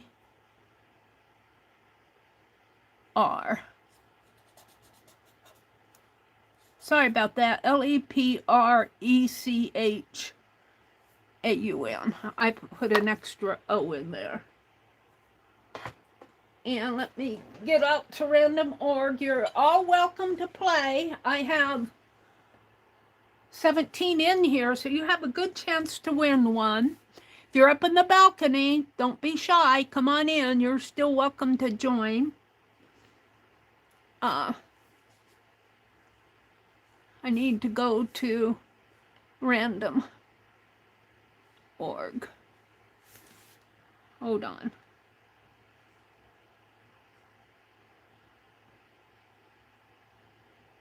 Oh, I had a old orange for supper last night. It was an old orange that was sitting in the refrigerator. Oh, that thing was tart, and oh, it tasted horrible. I'm going, am I getting any vitamins?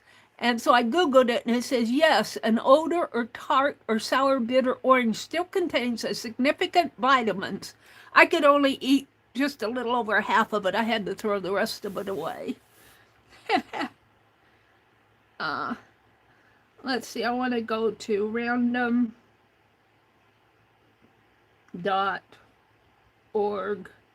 sequence generator. Oh, I got DEQ. Tandem org. I'm such a good typist. There we are. Here we are. 1 through 100. I don't know. We've got 1, 2, 3, 4. If we don't get any more, 5. I'm going to count down. If you don't enter, I'm just going to give them out to the 5 people. So if you want to enter, I'll just add a couple more here. So 10, 9, 8, 7, 6, 5, 4, 3, 2,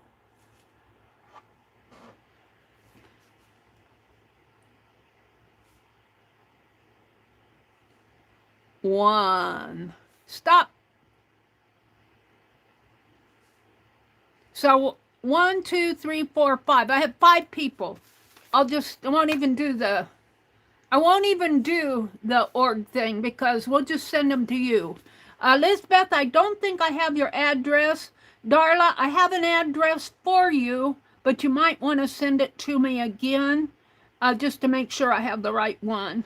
Because we've traded postcards before, I think. Teresa, I have your address, but Pat and Joyce, I have your address. But Patty, I'm not sure. Do I have your address? Here's my email. Did I send it? There's my email. So go ahead and shoot your address off to me, Darla and Patty and Lisbeth. And when I get it, I'll send it to you. If I don't get it, If you don't send it to me, I can't mail you. I can't mail you a leprechaun.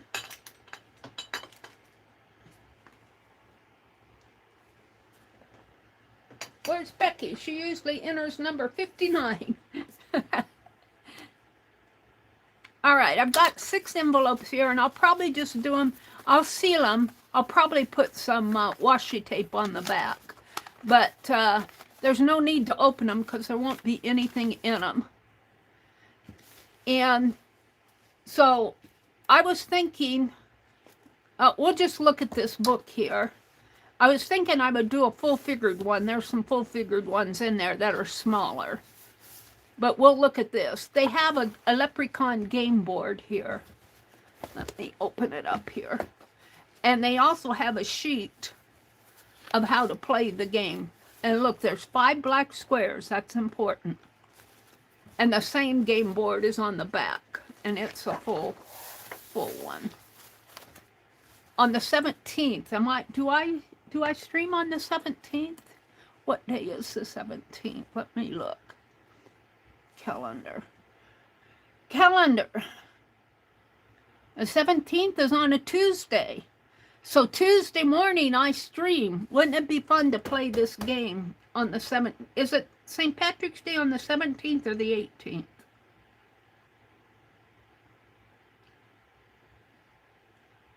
What day is this St. Patrick's Day fall on? I thought it was the 17th.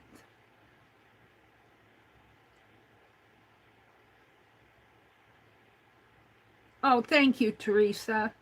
Thank you, Darla. I have to go find out what day St. Patrick's Day falls on.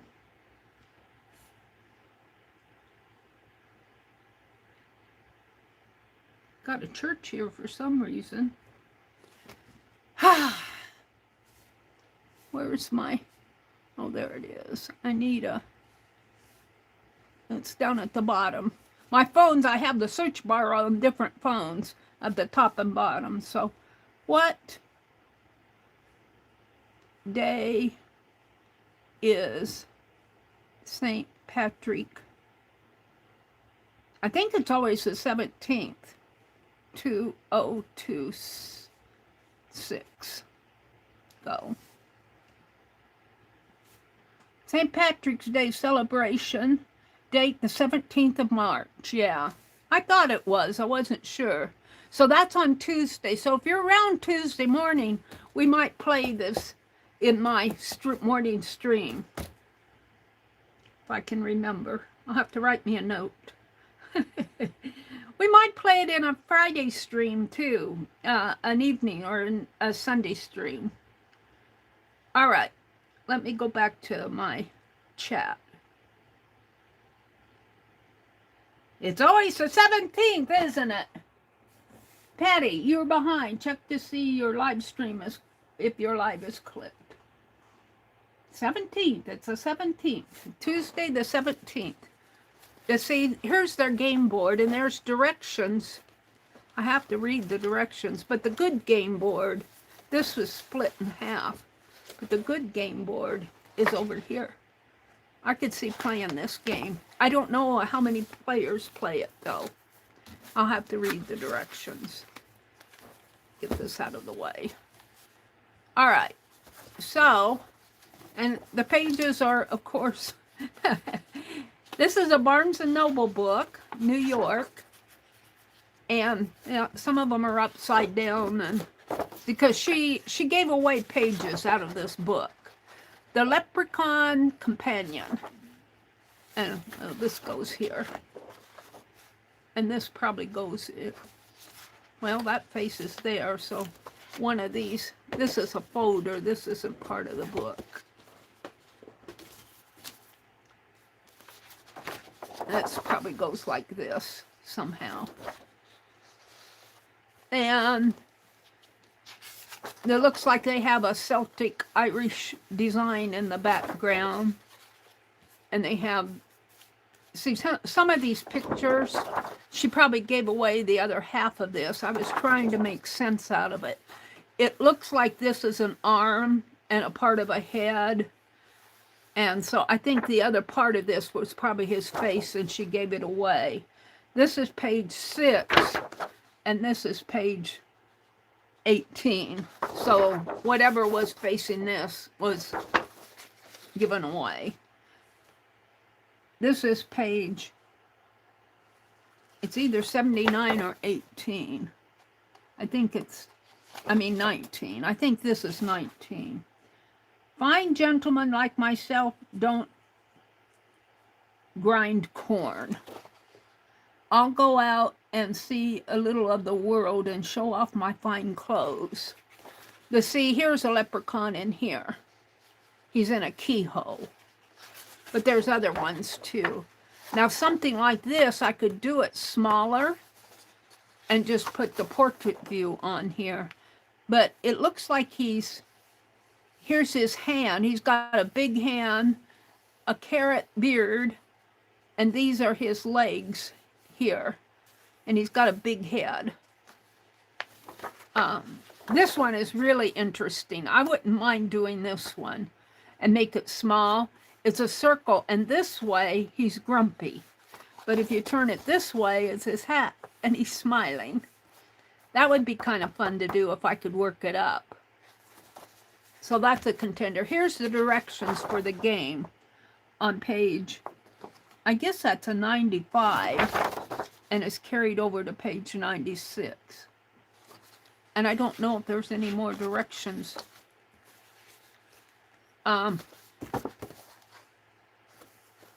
This is page, the pages are all mixed up.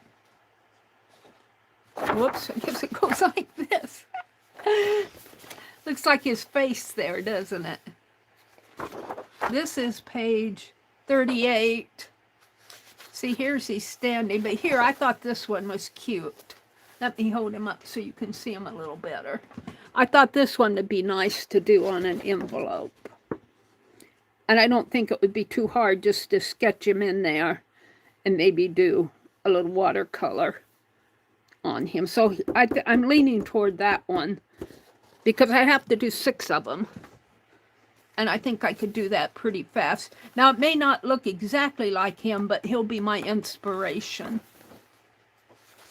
Here's another one over here, but I think he looks to me like he'd be harder to do because he's standing. You have to do the legs and the shoes. But you can see the book.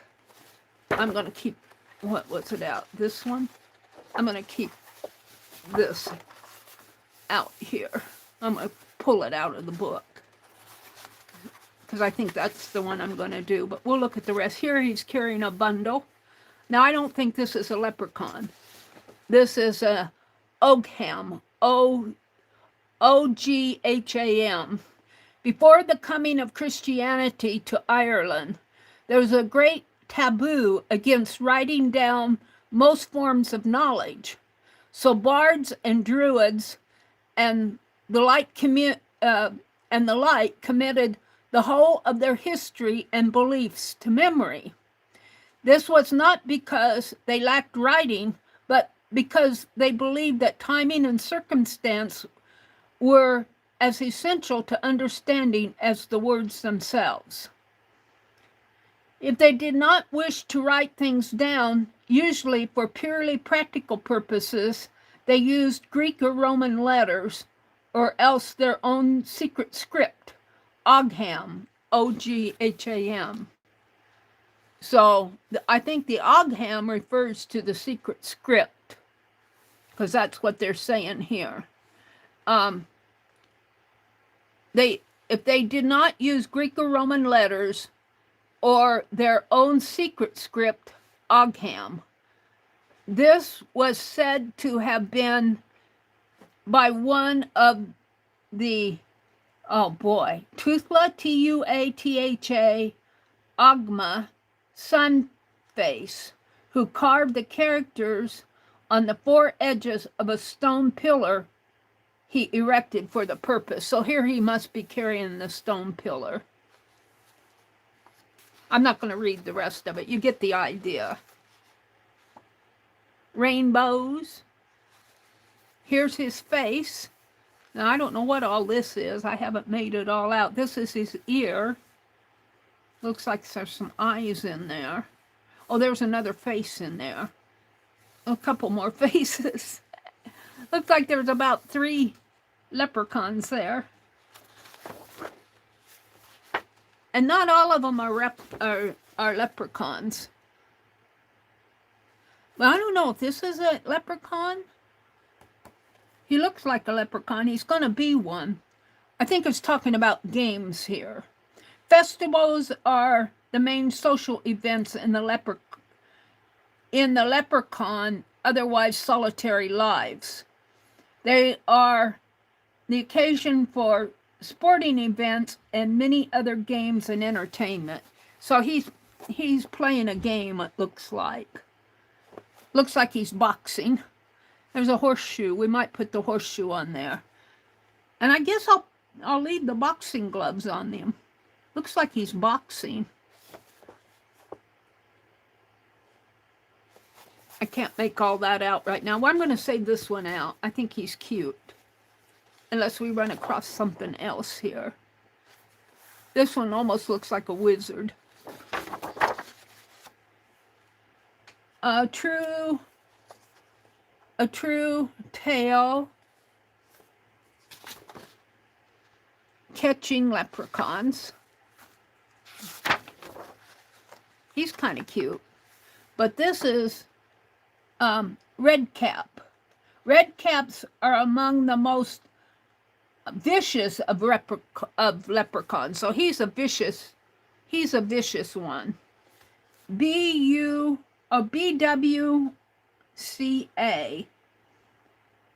The Welsh BWCA is a close relative of the brownie. Isn't he cute? Look at this. His big old crooked nose and his teeth. I love this one. This one's cute too. He's got the big old ears and he's got the sweet bones. He's kind of cute. But I'm stuck on that other one. This one would make a fun one too. But I'm not sure I could do it. Here's another one. Looks more like a leprechaun. Spriggans.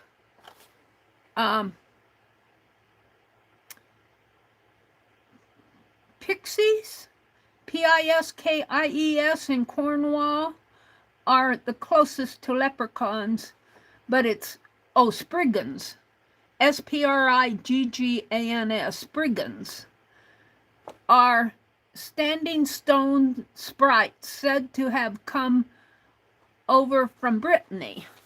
So there's a Spriggan. So it looks like they're naming different kinds of creatures here. He's carrying a lantern. He looks lonely. He is a hobgoblin. The word hobgoblin has come to mean something like demon. Well, no wonder he's lonely. He's not a good guy. He's a demon. Robin Goodfellow. Well, here's the good guy over here. Robin Goodfellow. And there's by a fireplace. This is a nice one, too. Let me hand him. I don't really like the other one's boxing gloves, but I kind of like this guy, too. He wouldn't be hard to do. And he's just got a little crooked cane, and I might do him. I haven't chosen one yet. Is he a leprechaun? He looks like a leprechaun. We're going to make him a leprechaun. Leprechauns, I'm reading down here, are just one variety. They are probably the most famous of the little people. He's a famous little people. And there's the bibliography. And here's Cobloon Owl, something like that. He's carrying a lantern too. I love the big heads. Did I save out that other one? Did I save it out? I saved this one out. Did I save out the other one? Wait, I want to save out that other one because I think I might do him instead. Because I don't like the boxing gloves. I don't want to send you guys a boxing gloves. I could put something else on there, but I think I prefer this one. We're going to keep him out instead. And here's something. This is page 72, page 69. See, she gave away, this is, I'm not sure what it is. It looks like a snake head there, but it might not be.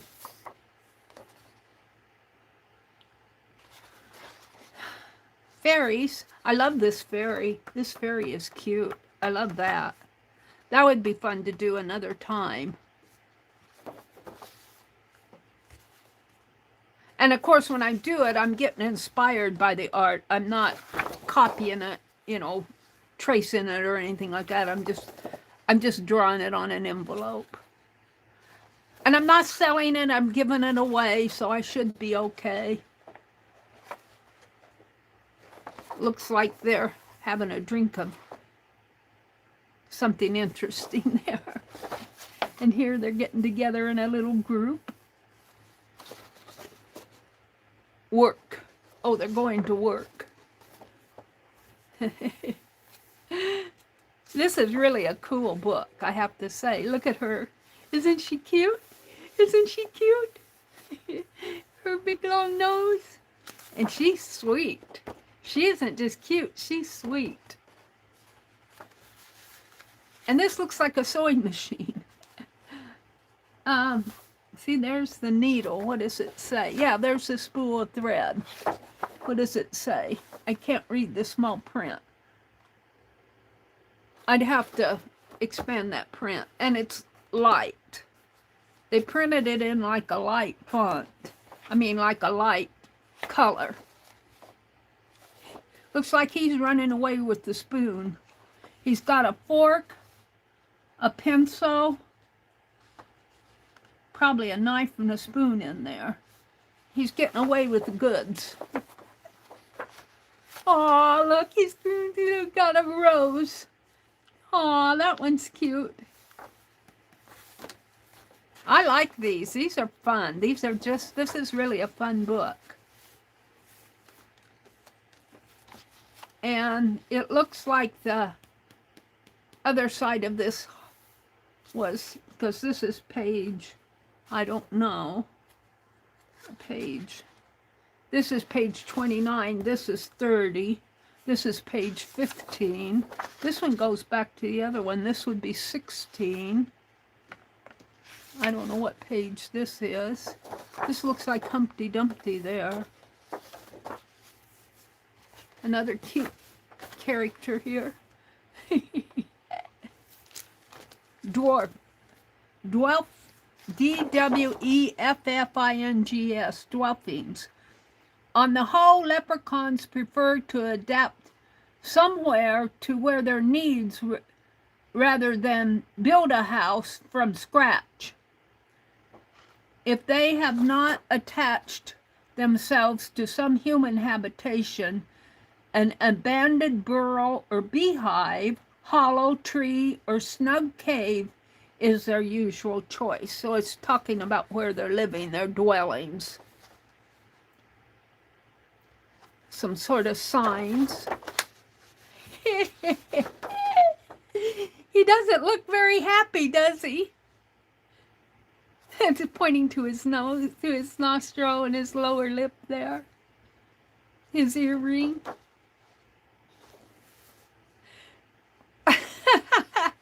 It's his eyes and the furrow of his eyebrow. See, he looks happy there. If you just got, oh, am I, it's just me. Are you guys, okay. I was hanging, my notepad was hanging, but I had to check and see if I was hanging up there. See, he looks happy here. If you cover up his eyes and give him some smiling eyes, see how happy he looks? You take away your hands, and all of a sudden he doesn't look so happy.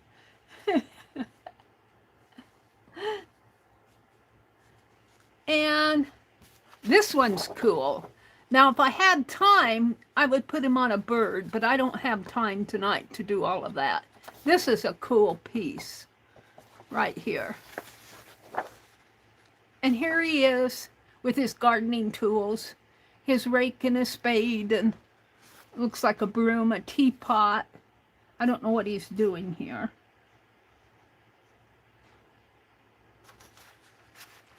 He looks content.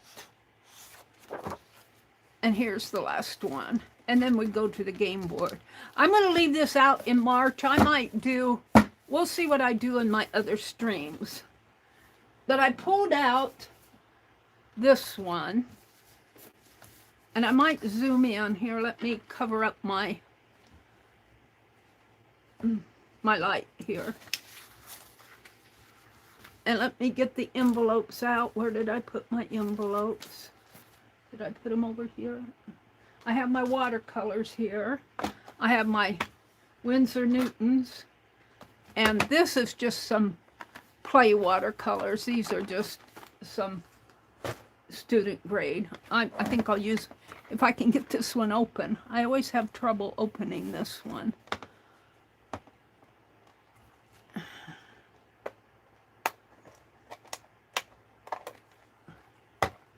Well, we'll fool with it later. I can get this one open, I'm pretty sure. I don't need a lot of color on these. I do have greens. I have a white and a yellow. I think I can mix my greens. I'd like a better green now. I always have trouble opening this one. I don't know why. Oh, there it went. See, I've got a prettier green.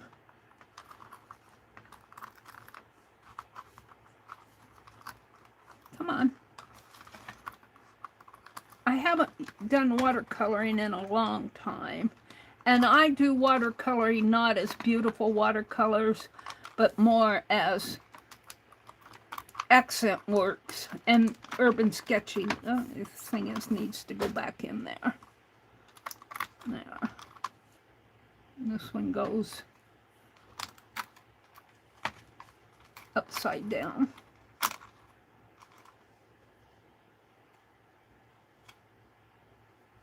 It's a brown, and this is a black.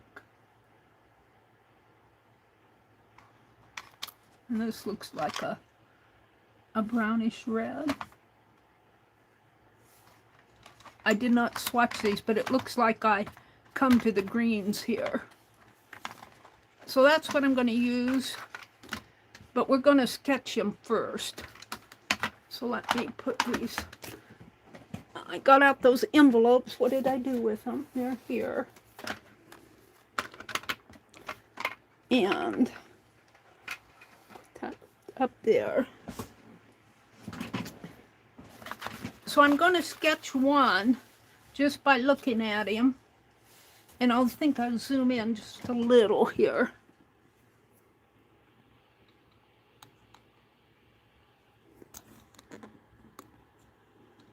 Yeah. I can't see. I have to wait until my camera catches up. Hold on. Wait a minute. I have to take it off of the... rotate it here so that I can see what I'm doing. There, I got most of him on there. And we're going to do one. And he won't be exactly, he will not be exactly like all the others. I'll get a pencil out.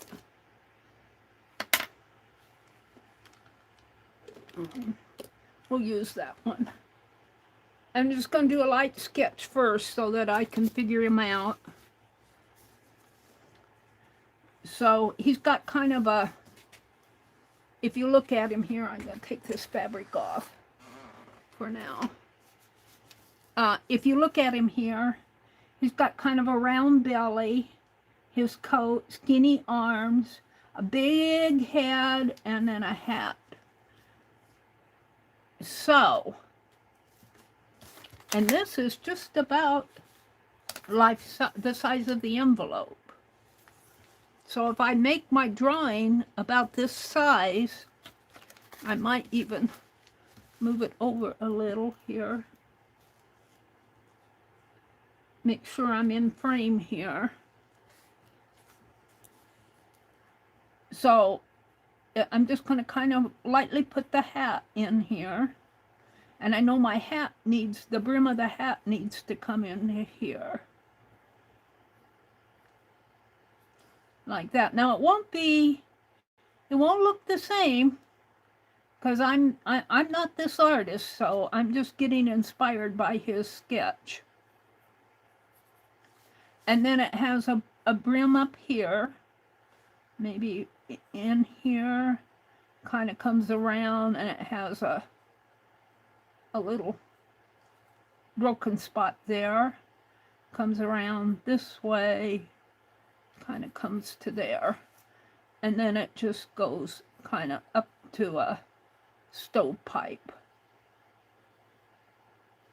kind of feel to it.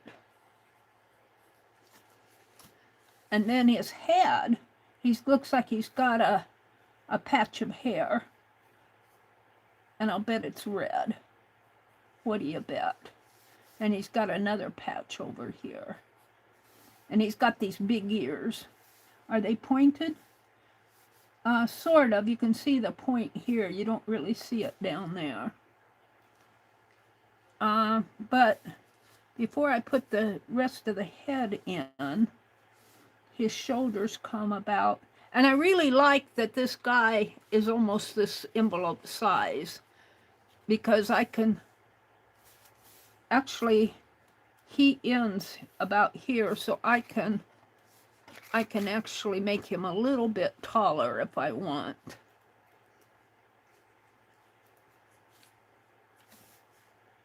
So I can bring him down a little. Let's see, let's put his shoulders in here. Move that over a little.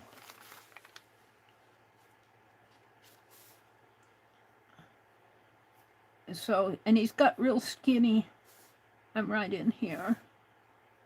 He's got skinny hands, kind of going out this way. And he's got a coat. His coat comes like that. So, and I might have to erase some of this because I'm just kind of following it as but I can make him just a little bit taller because my envelope, he ends right here. Well, I moved it up, didn't I? So let's end it right about there. And then it comes around this way. And this is his beard. Now we're going to imagine that his beard and his hair is red. His beard comes out like that. And you can see his big round tummy here. He's got those squinchy legs, skinny legs.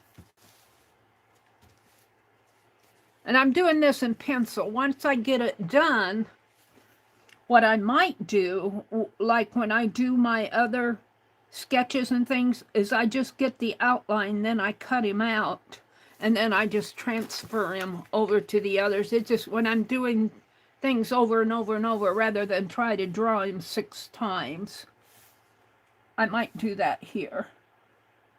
So his tummy, here's his beard coming down. His tummy comes in there like that, and you can see his leg. And I'll come back and do this in ink so you guys can see it better. And then he's got his coat. I'm right in there. His coat kind of hangs down. And his other leg comes here. And he's got these big pointed shoes. And we'll get those on there. Like that. Sort of.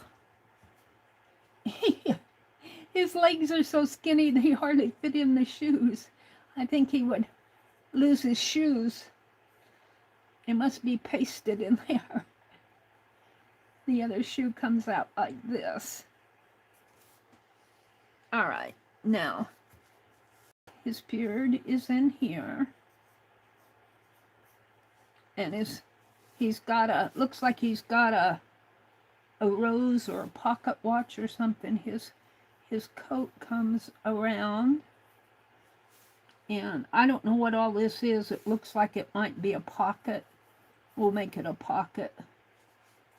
And let's see, it comes this way and this way, and then it's got some kind of ragged edges and comes up like that. He's got a pair of pants here, and I suppose he has a suspender in there to hold it up. We're going to give him a suspender, and maybe we'll give him a button because I think he needs one.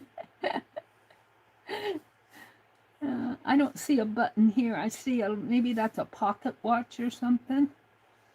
We'll give him a pocket watch there, just because I think he needs a watch. And then his coat comes down this way. And I'm going off of the edge of the paper here. The collar comes out like so, like that. And then I'm barely going to get his hand on there, but it's a pretty skinny hand, so that helps. And it kind of comes like that. Maybe a little bit. And the coat kind of comes in. You can kind of see part of his tummy there. And his coat comes... you can hardly see his hand here. It just kind of comes something like that and has some fingers. And it comes down, his coat comes down kind of like that. All right, let's finish this. So here's his other hand here. Kind of goes up and around. I haven't done his head yet, his face. Let's finish his hand. He is holding on to a cane with his gnarly hand fingers.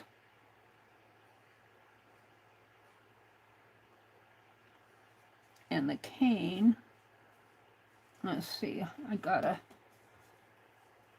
make room for the cane here. The cane comes down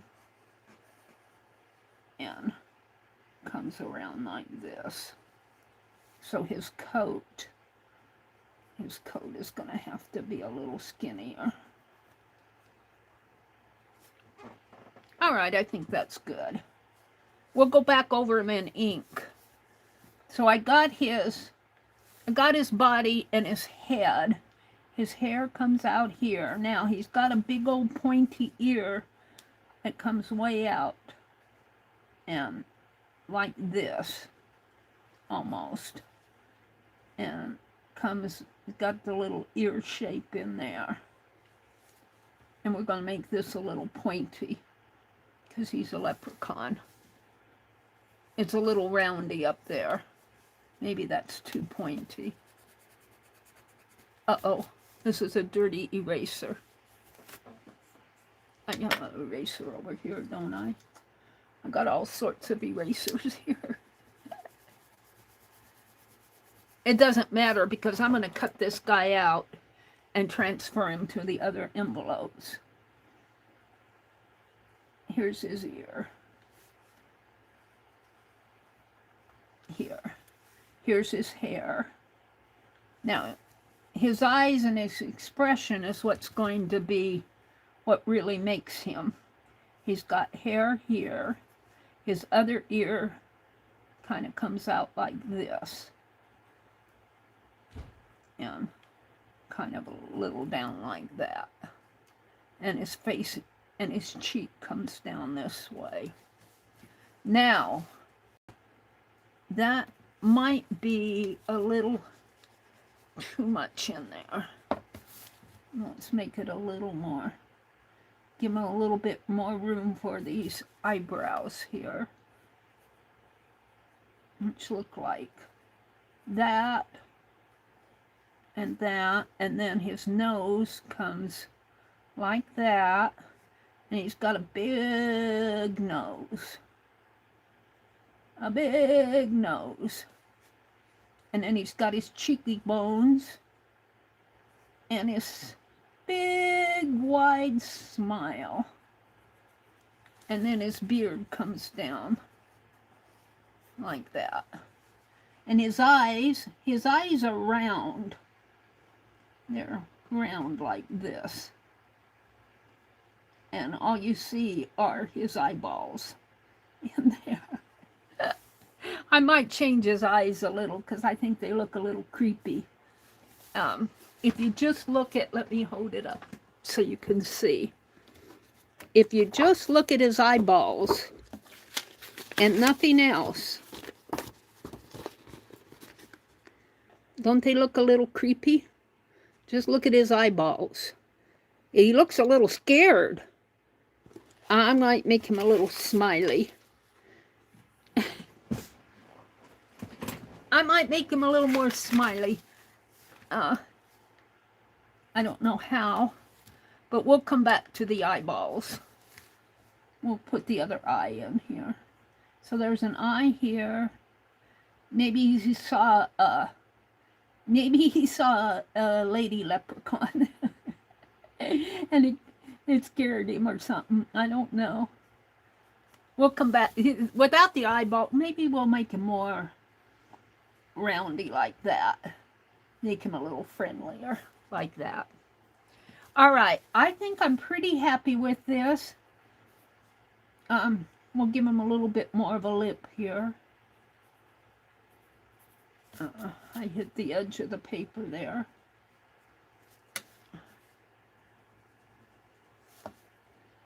Give him a little bit, and then his beard comes down. His beard comes down this way. And his hair, he's got curly hair in here. His ear, I don't want his hair going into his ear. His ear is right in here. So his ear comes down this way. And his hat, we got his ear going up too high. His ear doesn't go any higher than his hat. His hat comes here. We'll define that a little better. I'll do the hat here.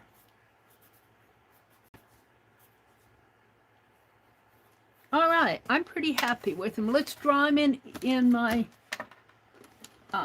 ink, and then I'll cut him out, and then I'll transfer him to the other. I'll transfer him to the other envelopes. And once I have his shape, then it's just a matter of filling in the... Hi, who's your mama? Your name is Deb, right? Is that Legia? Hi, Legia. I want to send you all envelopes, but I already had the giveaway. However, I'll be doing more of this. I might keep this as a pattern. And in my other streams, I might do some more leprechaun envelopes here. Let's see, did he have a buckle on that? He had sort of a buckle. It doesn't show up. I'm going to make this a buckle up here. I think he needs a buckle there. and his hat comes. So we might be doing leprechaun envelopes for March. We'll see how this goes. Okay, this is his ear here. And it kind of comes down into there. And he's got this beard here. He's got that smile. This is his eyebrow.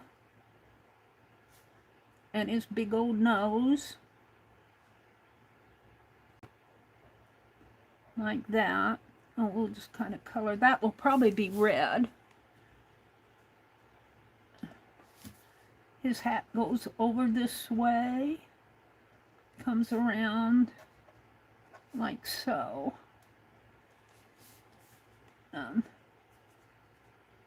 His eyes, I'm not going to make this, I thought his eyes looked scary. I think I like him better with big round eyeballs. Big friendly eyes.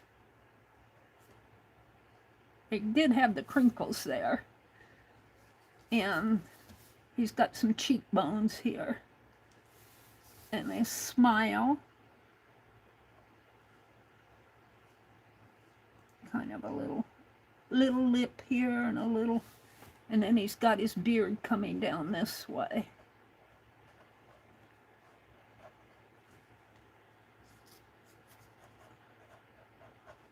And his other ear in here. And this is some hair too, some red hair. I like him.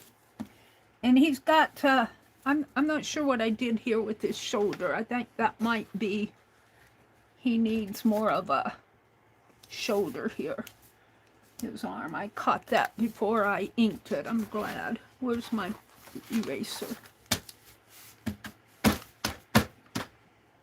Did I put it back? He needs more of a shoulder in here. My pencil. He needs more of a shoulder going on there.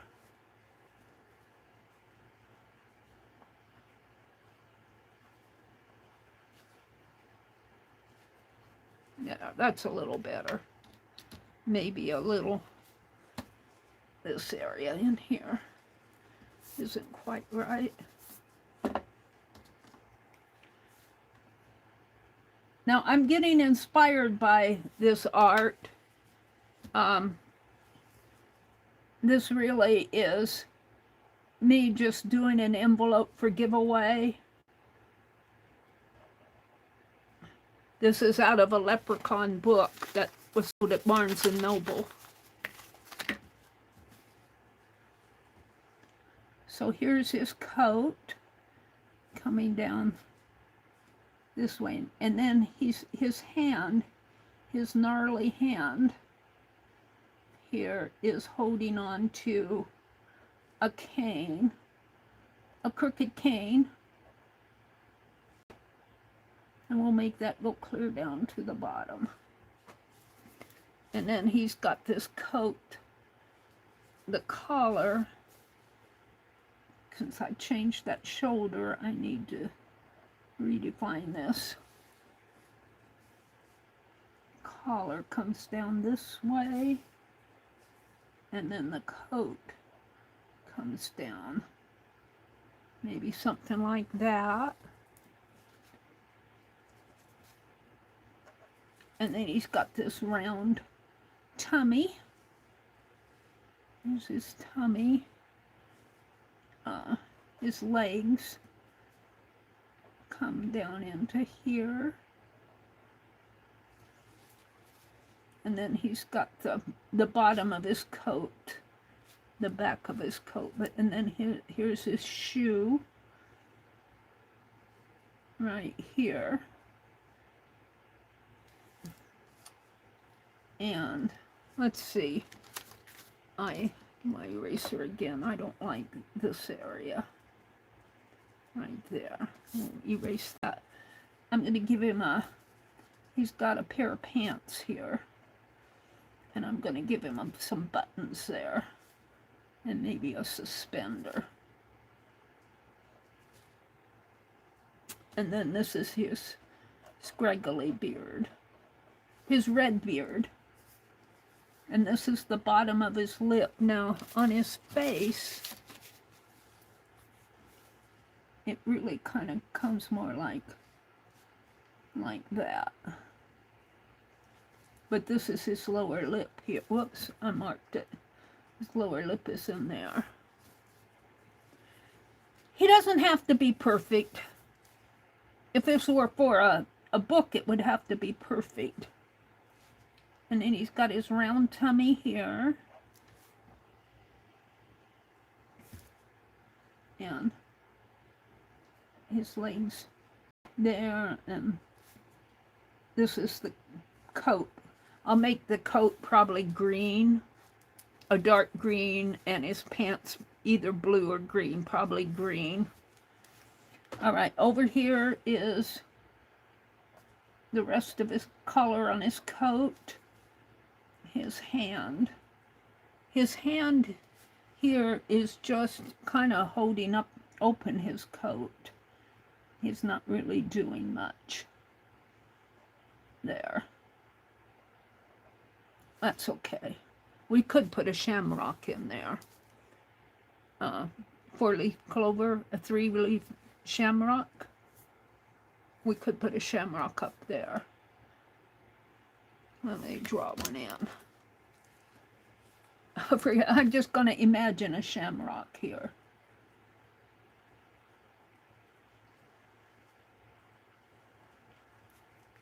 And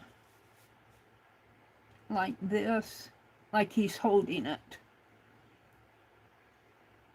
And I'm going to color it in so you guys can see it.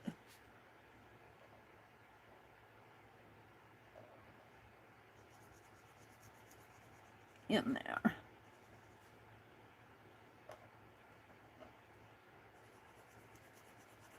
And it'll come out. It has a there.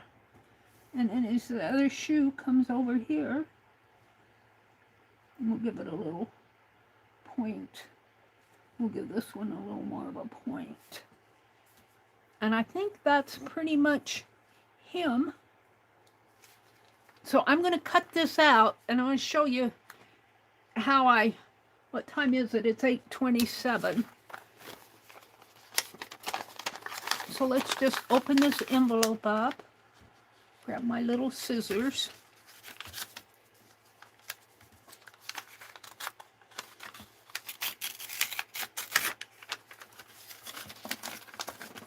And I'm going to transfer them to the other envelopes. And I'm going to watercolor him, but he may not be, he might just be lightly watercolored. I was thinking about using an acrylic wash, which I would not have to worry about sealing. What color are Leprechaun's eyes? What color should I make his eyes? Blue? Would you think leprechauns would have blue eyes? Totally gnarly. Hi, Legia. He looks so cute. I think it's a cute drawing. Now this I just want to remind you, I'm getting this inspired from this book. So I really can't claim, this is just inspired by the drawing in the book. I'm not really saying this is totally my art. It's inspired by the art in the book. It looks a lot like him, doesn't it? I mean, it's not a total representation, but I didn't want it to be either. Now we're going to cut him out, and then the shape I will transfer to all the other envelopes, and then I'll fill in the blanks very lightly, and then I'll watercolor him. And I'll probably use this pen like I did here, because I can, this is permanent ink, this Sharpie. And 5 might have been a little bit too many. If I do them again in another stream, I might just do 1 or 2. We'll see how this goes, especially once I get him. Now I could sit here off stream and do this part and then just watercolor him, but I think it's nice for you guys to see the process, to see how I do this. And I'm not claiming this to be beautiful, beautiful art. I'm just claiming it to be a little bit of fun. It's just a little fun.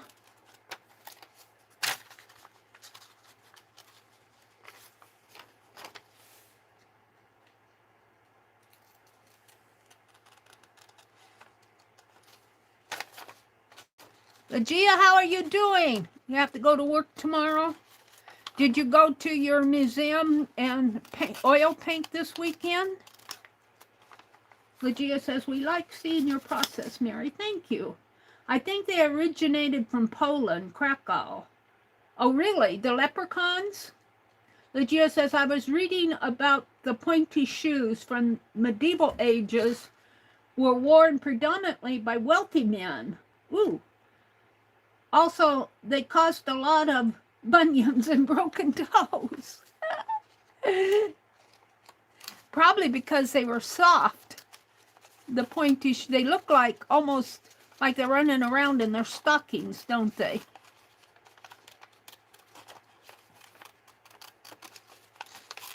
Oh, I got an ad.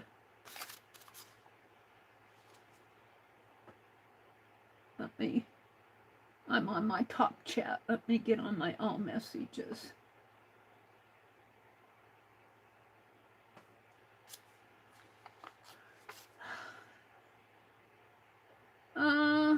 Totally gnarly, right, Darla? He looks cute. Aw, thank you.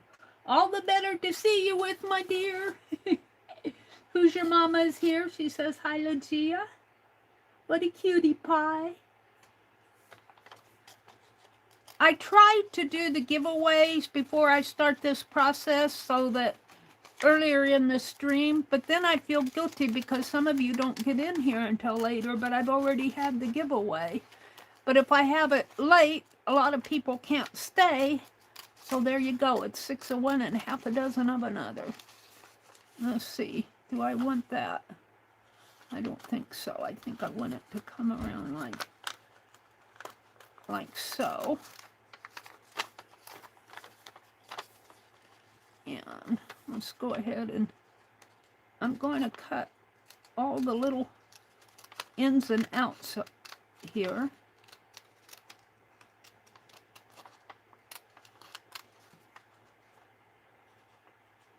His hand is skinny.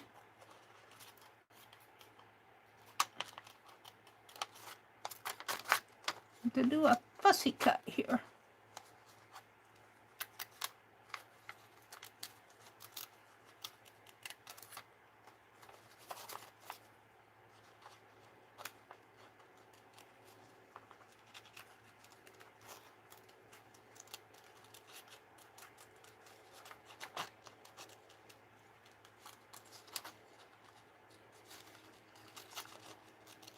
I should do one for Legia just because for a thank you.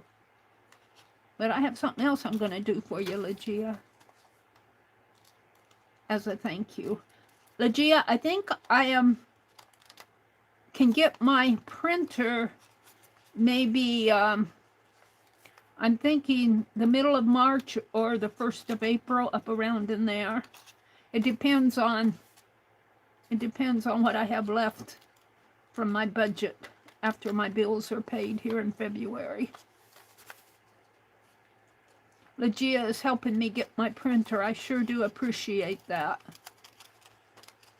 I sure have appreciated it.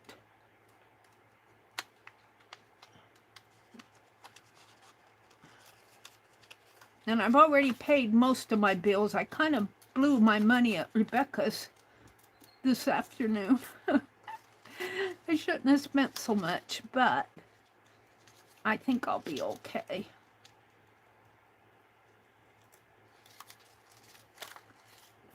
I should have gone, said no more, no more. I'm breaking my budget. But I like everything I got. She has some good stuff. All right. I still have to get this in here. Hold on. Got shaky hands.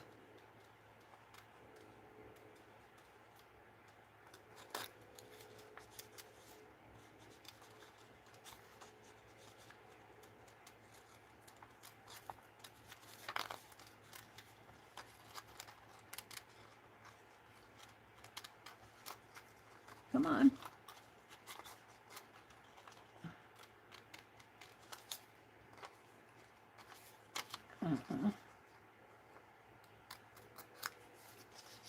Yep, I'm getting the everything here. That's part of his cane.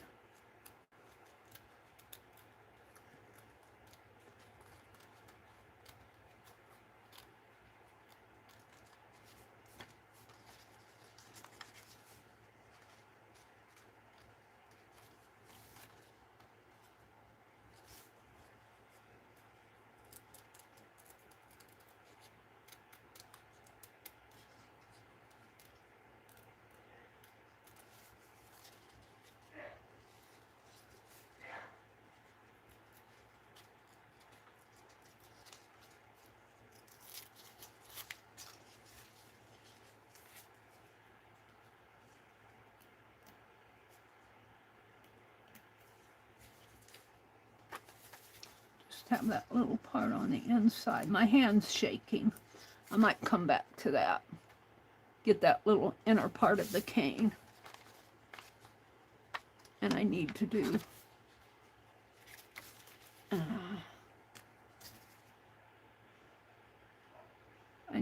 this area.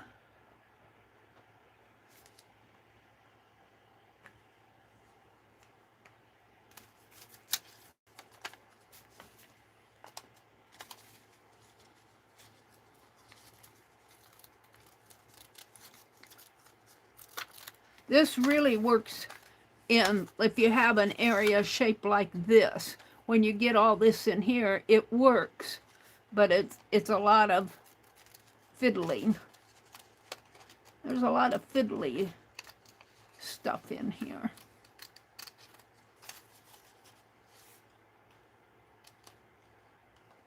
And when your hands shake, you fiddly. You're fiddly.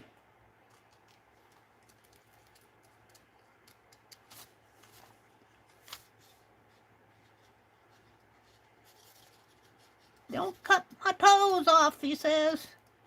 Hold still. I feel like I'm working on one of the girl with the dog's paws, the dog paws. They don't like her cutting their toenails. And what are you doing with my feet? Leave my toes alone.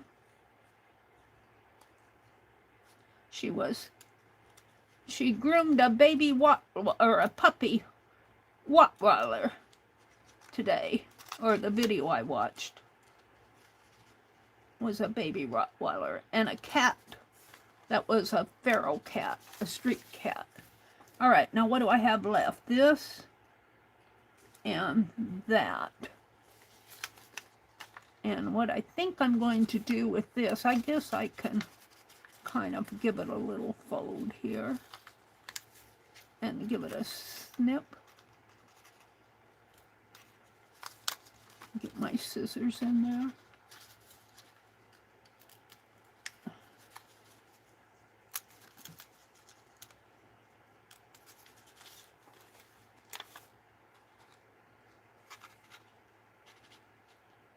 And this is just the pattern, but I do like to have it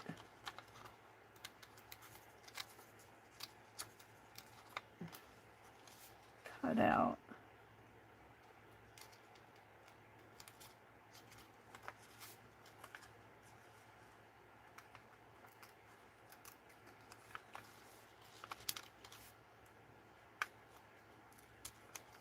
Did I get it?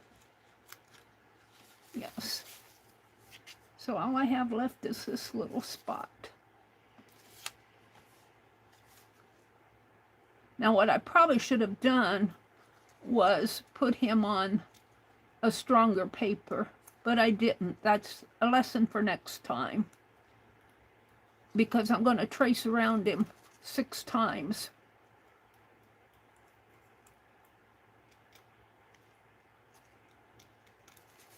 Oh, did I cut his hand? Did I cut your hand? Almost cut it.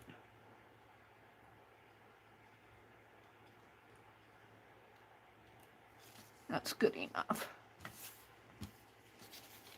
There he is. Now I can get this out of the way.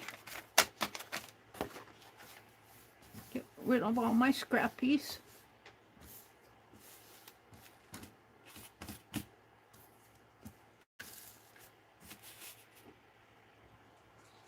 And I don't know if I want to trace him with a pen or with a pencil.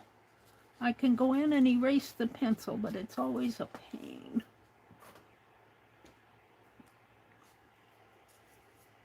And should I zoom out a little bit now, so you guys could see a little better?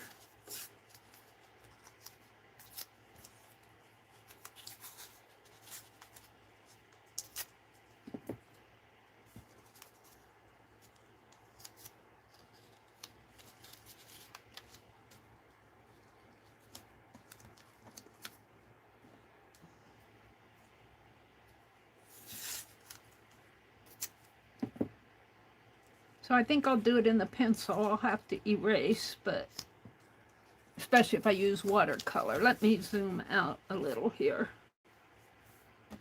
And I'm done with the scissors. We're not going to do any more cutting.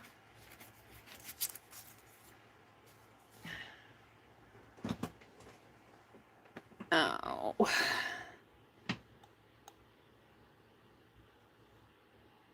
How is that? Is that better? Put him on right there. Now, when you get these envelopes, remember what you're getting is the art on the outside. There's nothing going to be nothing inside the envelope, so I wouldn't even open it.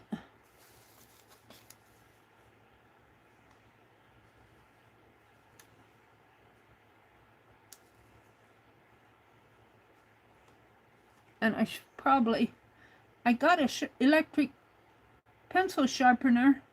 I don't know if I want to bring it down right about now. This pencil needs, I guess it's okay for now.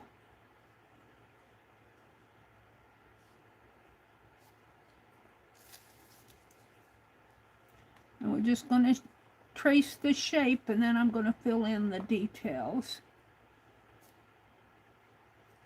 Did I cut that out?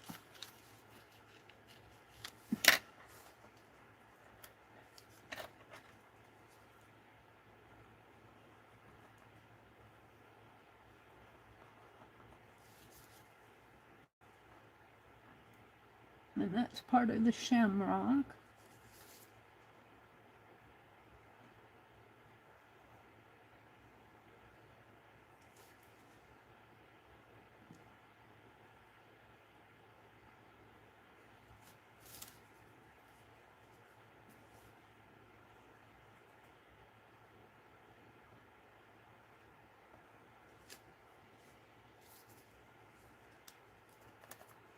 Poor Juju, it's 8:45.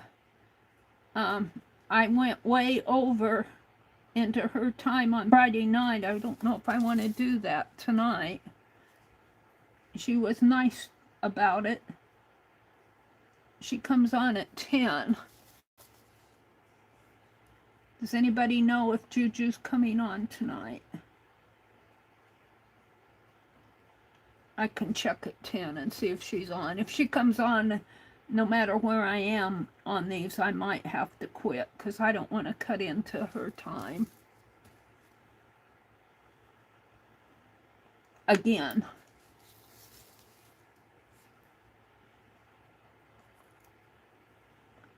So once I get the shape in here, I can pretty much just go in and fill in the details. I'll have to redraw the face, but that's not hard. Once I have the proportions and everything.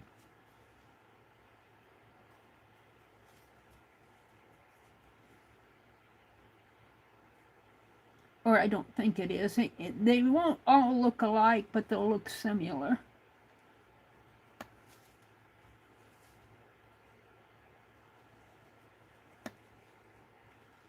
Let's see, I think I did his shoulder. I think I started up in here. All right, shall I see what I have here?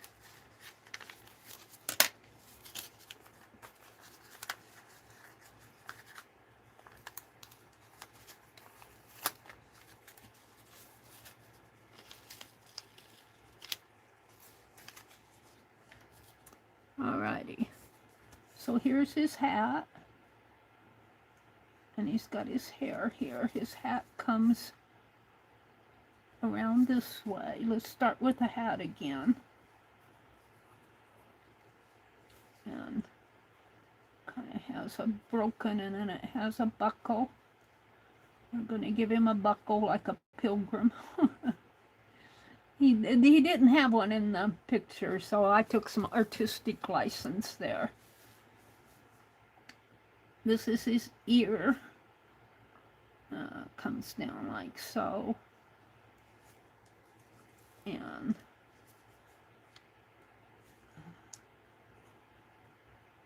his hand.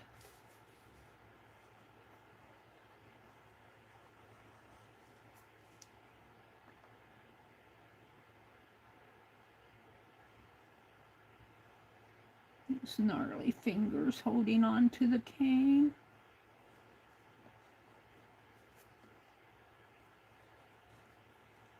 I might have to redo that. It looks weird.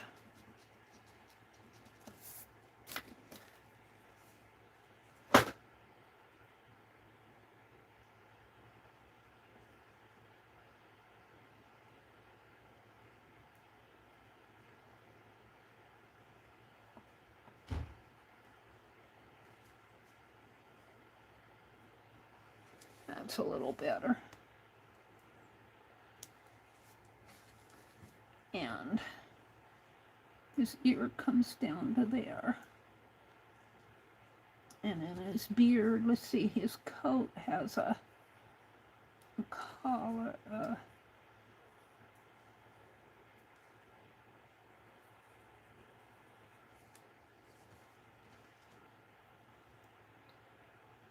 And his other ear comes in this way. This is his other ear. All right, let's do his eyes. They're not going to all look the same.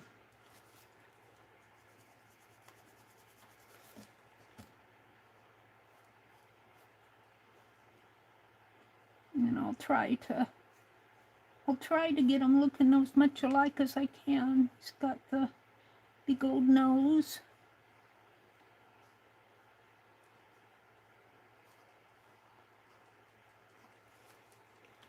And the round eyes.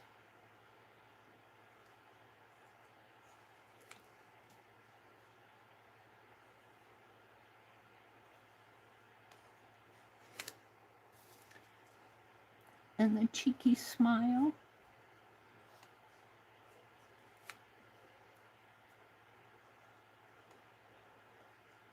Whoopsie.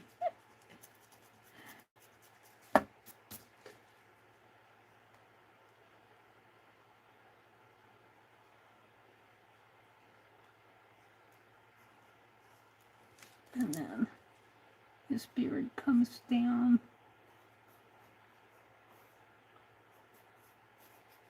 Like that. What am I missing here?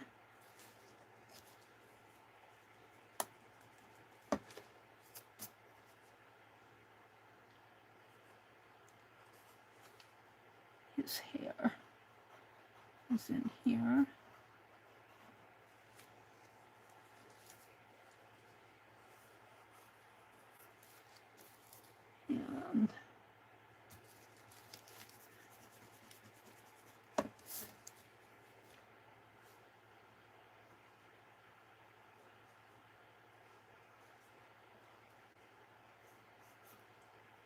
And his beard and his other side of his coat. And the coat comes down around like that. And he's got a round tummy. Oh. And then his skinny legs.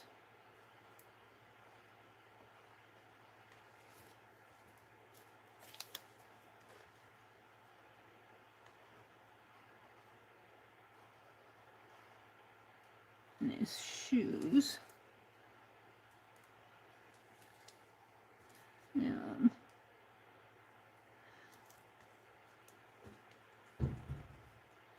his coat and suspenders. What do I have? What do I have over here? Oh, that shamrock. His hand is in a coat.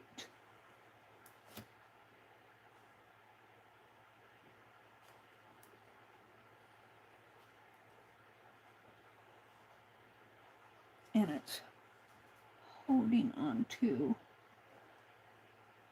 with his gnarling fingers.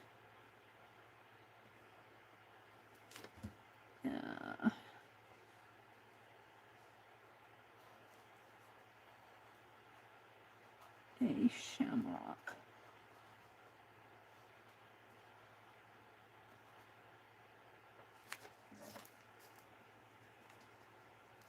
Might have to do that hand again.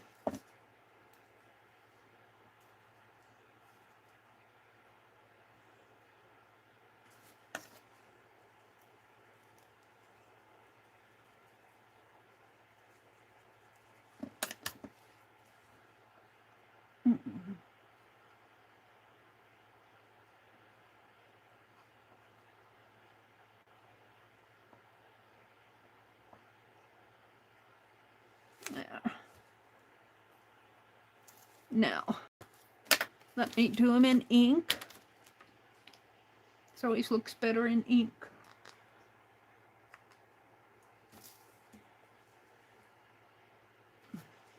And then I'll come in and I'll erase all my pencil lines. So this is his ear. And it comes down like that. And he's got some hair in here. And this is his hat. It's way around like this. And it has a band. And I put a buckle on it. What time is it? Almost 9. Hopefully I can get all of these at least drawn.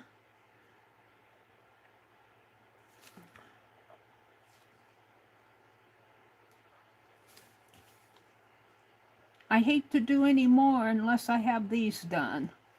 So if I'm still finishing these Tuesday morning, I might have to finish these Tuesday morning. All right, we're going to give him an eye here.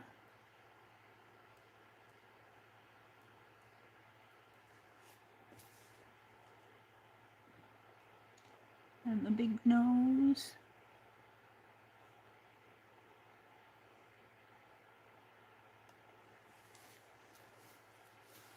And the other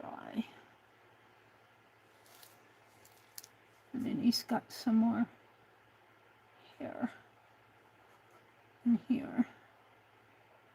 And his ear. Whoops. Well, that's an ear. And then he's got a smiley cheeks.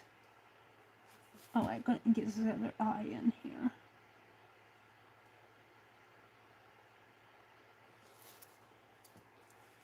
And his smile. And then his beard.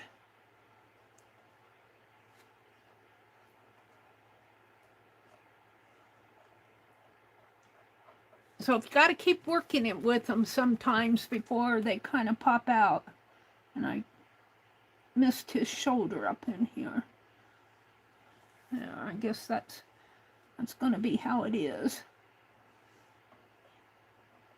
He's a gnarly guy. And he's holding on to his cane here.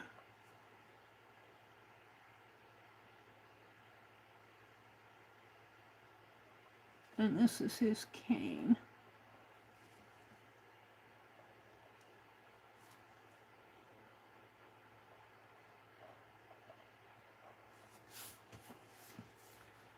And then his coat comes around like this.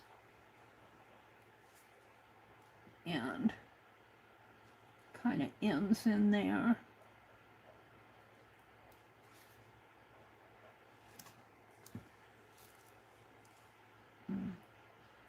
Comes around like that. And he needs a belt's what he needs in here. And I'm going to give him a couple of buttons here. And then his feet don't quite fit his shoes on that picture. I'll give him a little bit of a pointy toe. Probably not as pointy as that, but he's got a roundy tummy here. More of a round tummy than what I have. And make it go like that. Bring that up. Here's his other edge of his coat, part of his tummy, his other foot.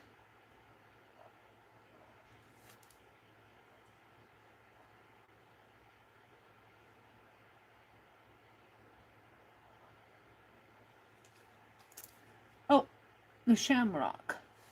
Well, the shamrock's going to kind of get hidden behind his body there.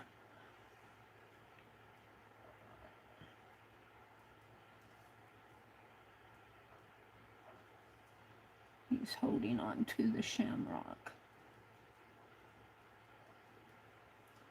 Here's his hand.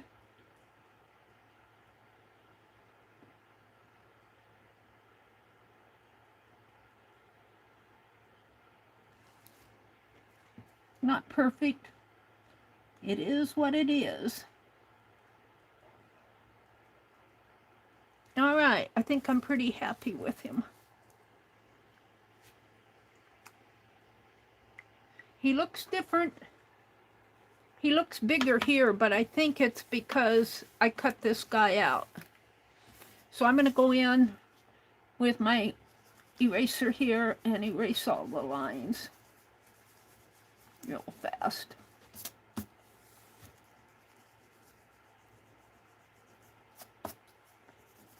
And this one I'm going to watercolor because it's getting late. Because I want you to see a finished one. And I'm not going to, well, I'm not planning to put heavy watercolor on him. We'll see what happens. This is just a paper envelope, you know, so it's not a heavy, I can't put a lot of wet on here.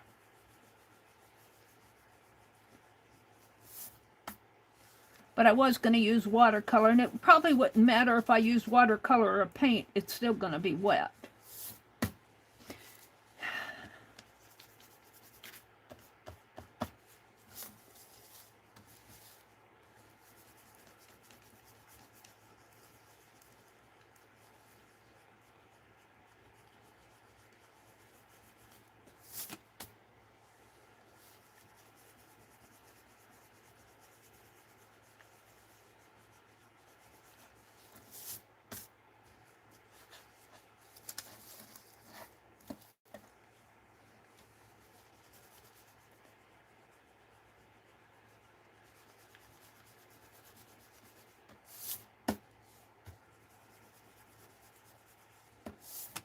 Alrighty.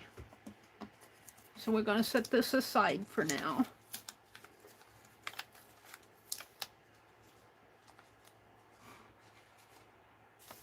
We're going to work with this. We're going to set these aside. And we're going to bring down my watercolors.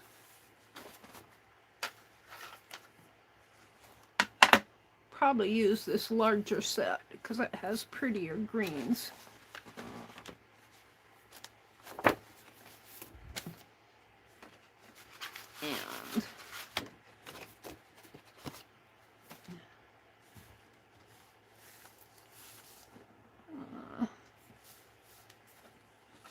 I think I need to spritz my watercolor. I have a spritzer. I just filled it with, it's just tap water.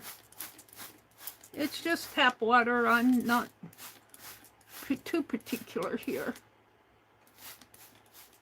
I'm going to go ahead and spritz these just for, I don't know if I'll use them or not.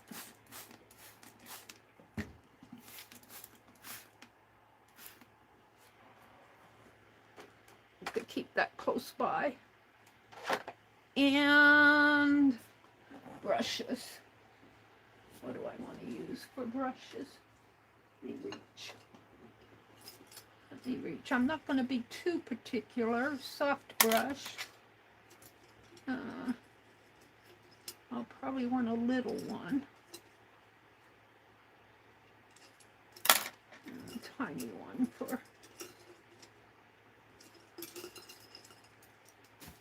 Oops. There's a tiny one. I dropped one. Rolled off too. All sorts of things fall here. I have some brushes that I haven't opened yet. I don't know what I did with them. Yeah. Of course, when you always want them, they're not here, right? I was looking for a palette knife the other night. I think they're in here.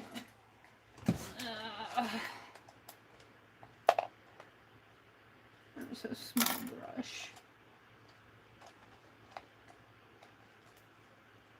That should be enough, right?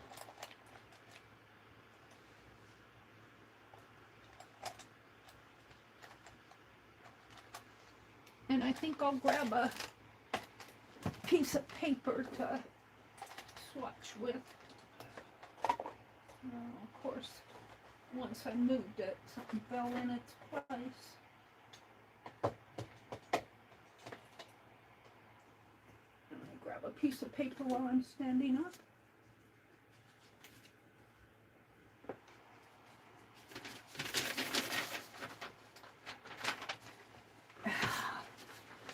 And what fell here? The magazine needs to be put out in the other room. All right, so before I even touch him, let's see, I need some water. Hold on.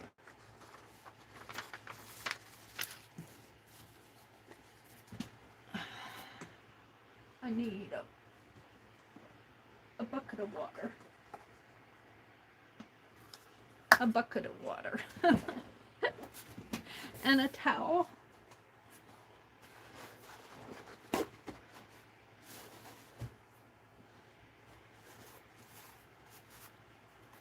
Okay, and I think I'll bring my, well, I've got a spritzer here. Let's see if that works. Yeah, so we'll use that. If I need this one, I have it close by. So before he even gets started, I want to swatch some colors that I want to use. And I think I'll use that larger brush. I think I'll use maybe this one. We'll see how it works. I didn't put water in there. That was smart, Meri. Let me put some water in there.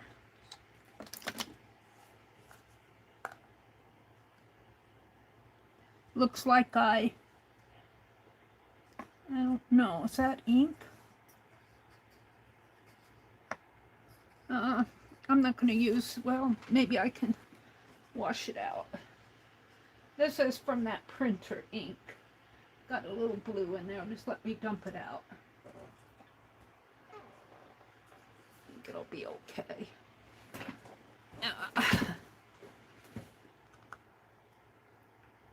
There we go.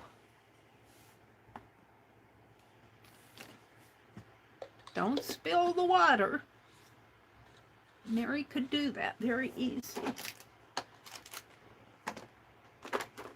So I have some dark, look, I thought that was awful loose.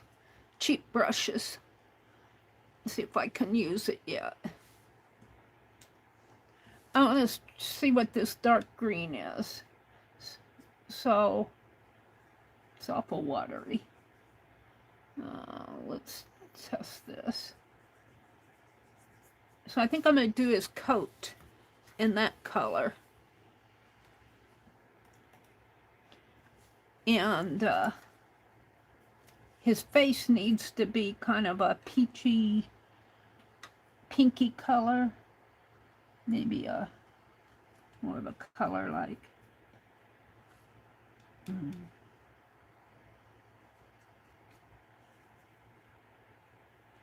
maybe a color like that. And his hair, of course, is going to be an orangey red. That'll be his hair. And of course the shamrock, I do have a pretty green here for the shamrock. Well, let me, is that blue? That's not green. Shamrock might have to, I might have to mix the yellow and the green to get a, might have to do a little exploring here to get a shamrock color. I'm not going to worry about it too much. So let's see what, let's start with this, let's start with his face.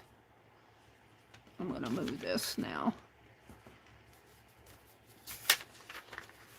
We'll see what I come up with.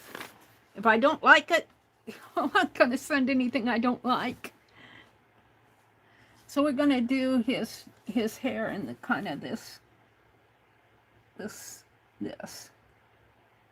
orangey red.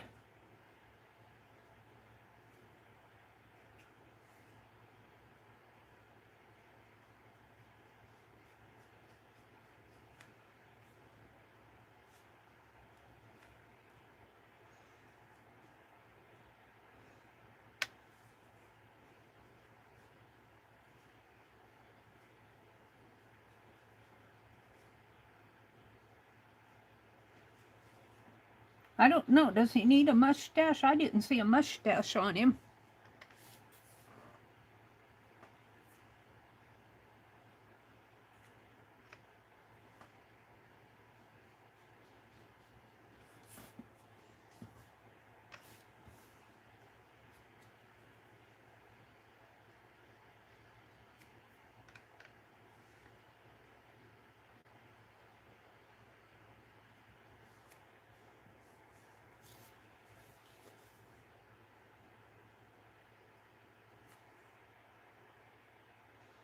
Now, I'm not trying to do tonal values and all of that stuff.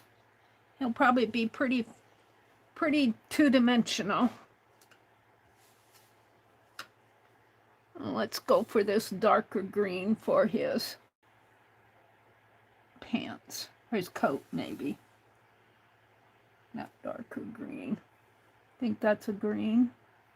Is that a blue or a green? Oh, my paper. I thought it was green. Oh, phthalo green. Yeah. Lighting is bad. If you get a blue coated leprechaun, don't complain. I I think that's a dark green, not a dark blue.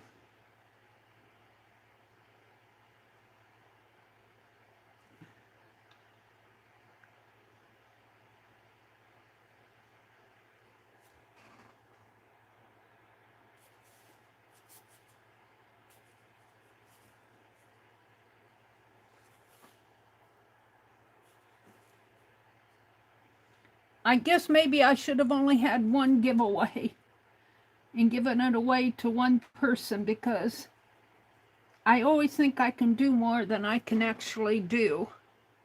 That's usually how it ends out. Let's see, I think I'm going to do his pants dark too, and do the collar in a lighter green. This is his pants.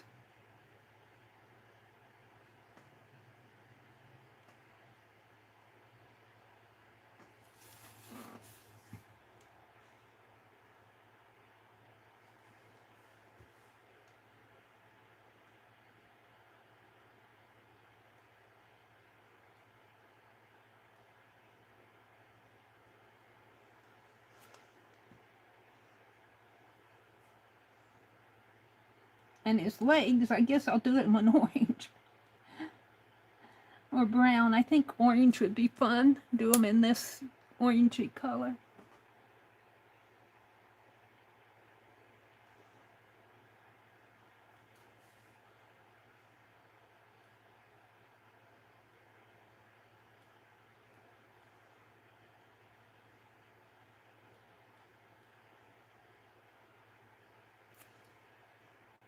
And he's just kind of a quickie here. He's not meant to be perfect. He's not meant to be something that I slave days over. Now his other arm and his hat.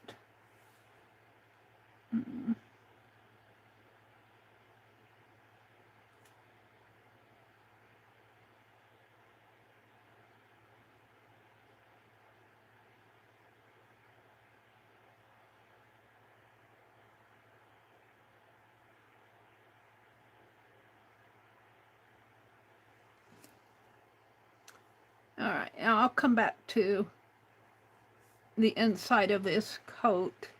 I want to do his hat in this same dark while I have it out.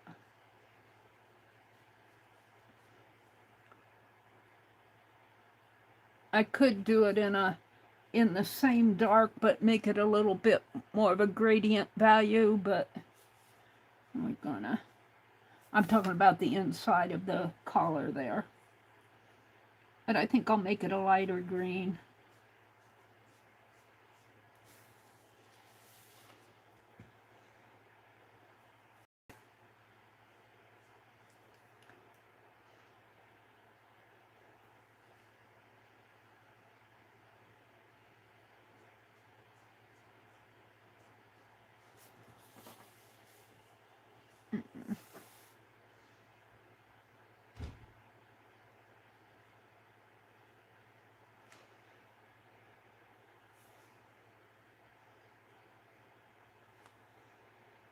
Now, I'm not sure I can sign my name to this, because this really isn't I did the drawing, but I don't really feel like I can put my name on this. So I'm not going to sign it, but you'll get my name on the envelope on the address portion on the other side. I just don't feel like I can say this is it's my drawing, and I did it, but it's really not it's not mine. I don't feel like I can claim it as my art. So I'm a little bit reluctant there. I think I'll come in with so my water gets dirty awful fast. We'll come in with this, maybe a darker red. Yeah, darker red.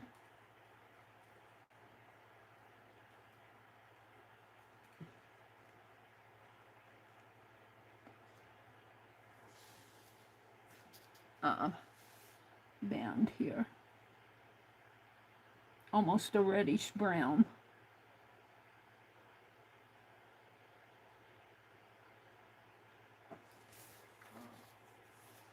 Band here on his hat.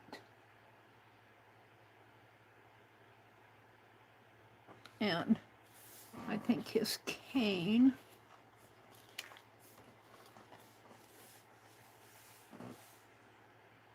It's kind of a reddish brown. I don't know how this will look in the light.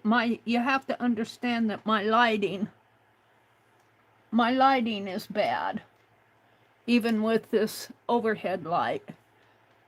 In the daylight, if I take this out sometimes and look in the sunlight, I'm going, oh, that isn't the color I thought I used.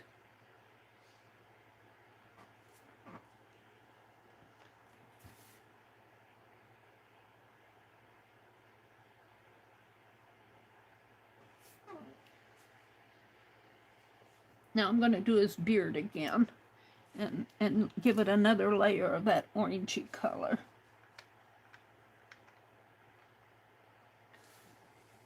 His beard and his, whoops, just about did it.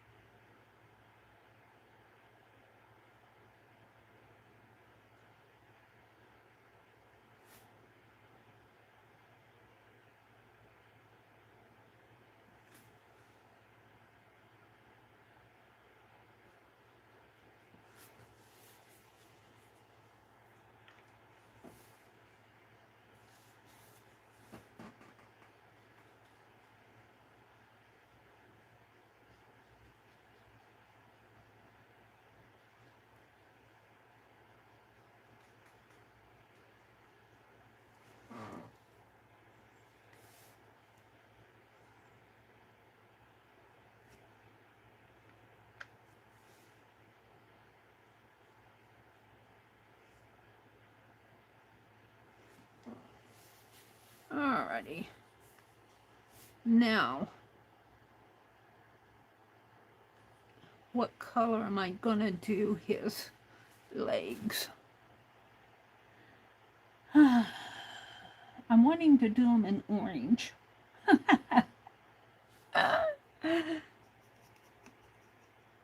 Let's give him some blue eyes. And I'll have to give him some eyeballs too, but I think this is a blue. Where's my swatch? Is that a blue? Yeah. Well, it looks kind of greenish blue though. Might be more of a teal. Let's try. Let's try that. It's a darker blue, but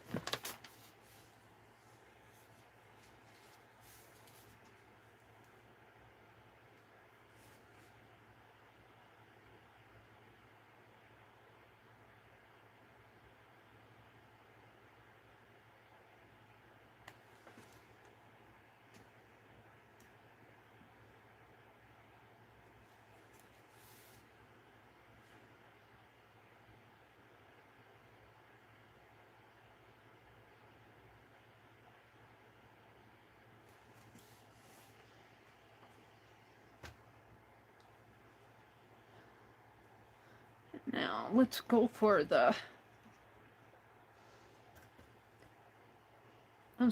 shamrock. And I think I'm going to go to this green here. And maybe a light variation of it.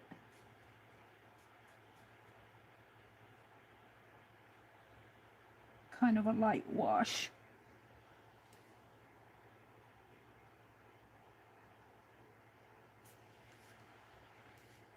And the same way with the inside of the coat here.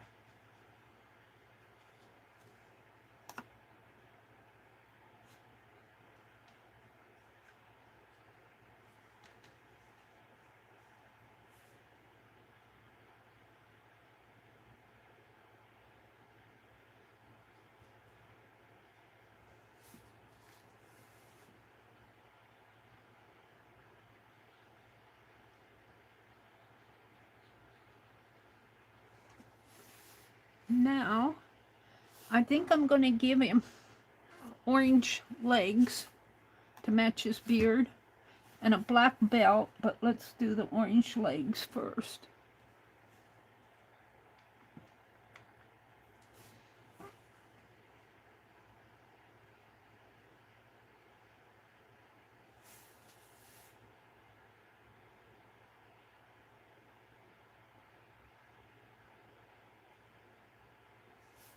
Might have to define those a little bit more with a black pen after I get my watercolor all dry.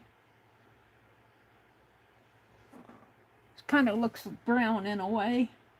Maybe if I'll add a little brown to them.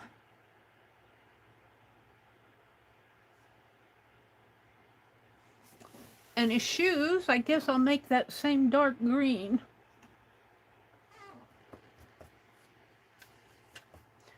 You notice I haven't touched his face or his hands yet.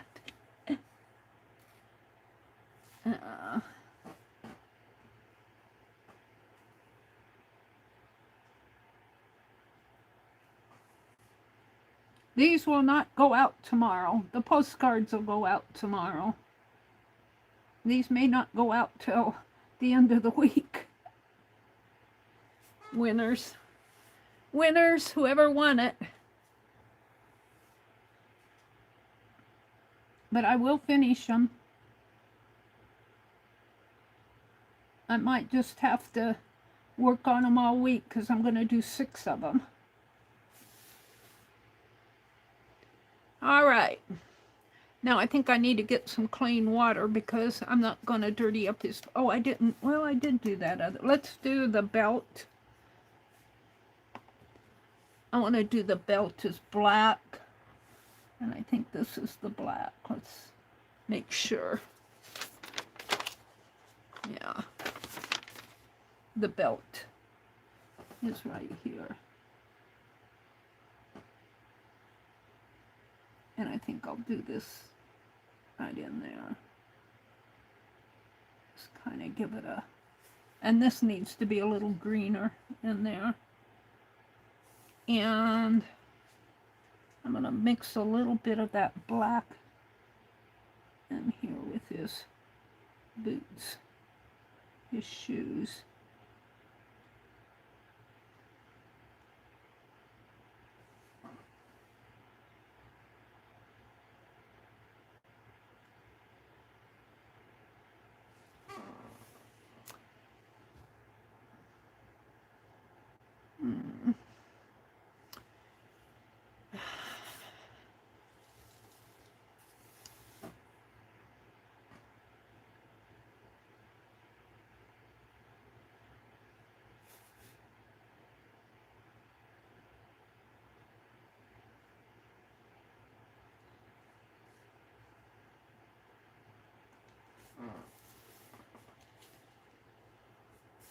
The buckle, I don't know, I guess I'll make it a yellow ochre, but I'm going to get clean water because this water is dirty.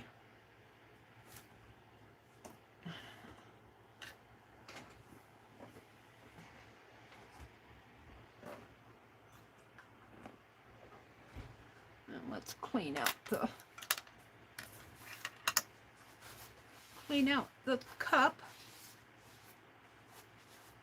I don't want to give him a dirty face. Can you guys see him? He's not done. Let's see.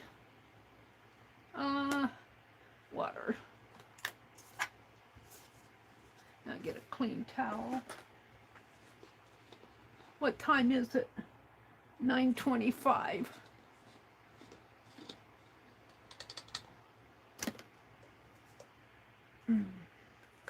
I might have to get in here tomorrow morning while I'm listening to Dee Dee. I might have to come in here and listen to Dee Dee and work on my leprechaun envelopes.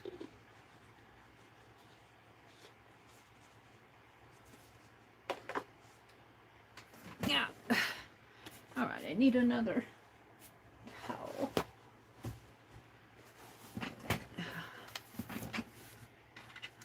And I'm going to go for this yellow ochre here for the, and it might run. I'm kind of leery. I think I'll use another brush. That's the color I want, but I think I'll use a smaller brush.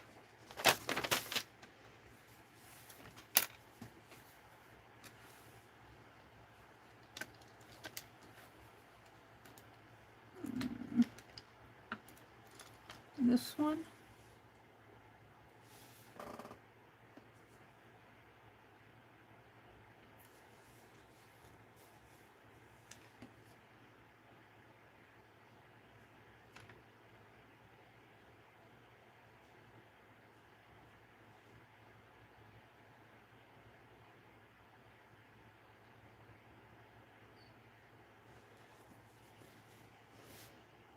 And let's do the buttons in that color.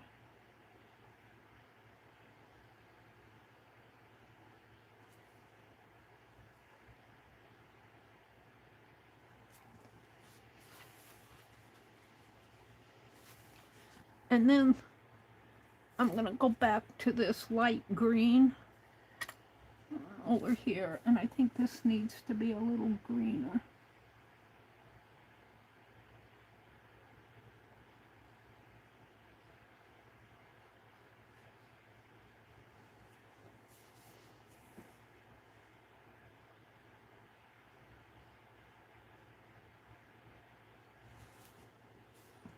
And I think the shamrock needs to be a little darker.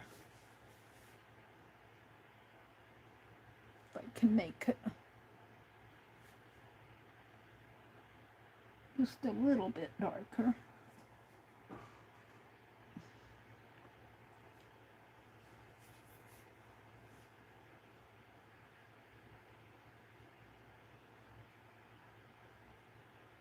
And for his jeans, I'm going to add a little bit of darkness to them.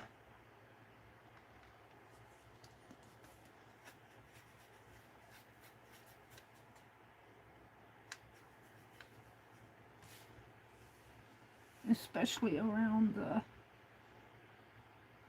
shamrock.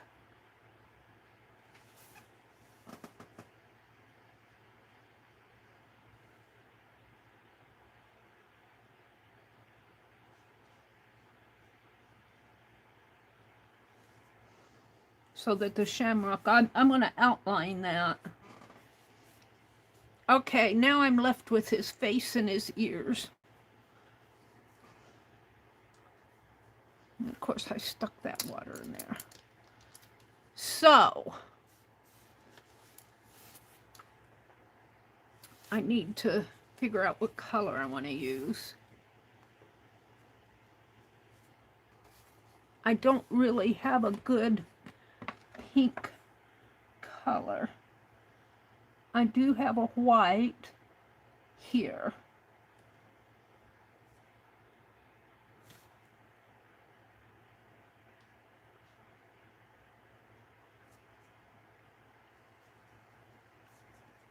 Let's give it a dab of red.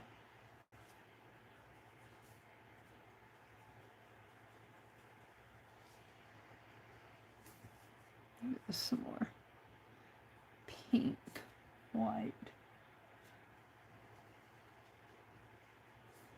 It's so hard for me to see what I'm doing because my lighting is not good.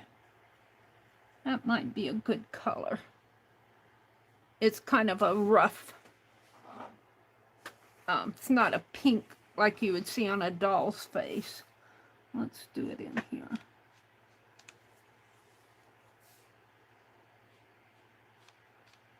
It's a very light.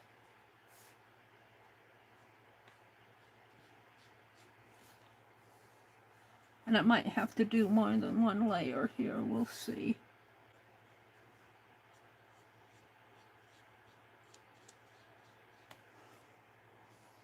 I don't even know if you guys can see the color of it. And I might layer it.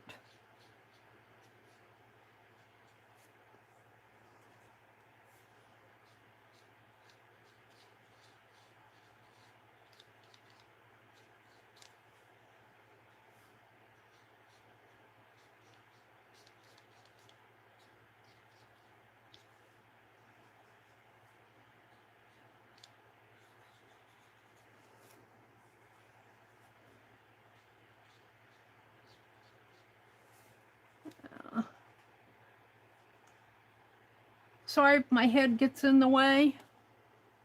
I apologize for any head. Let's do his hands. Might have to mix another batch of it.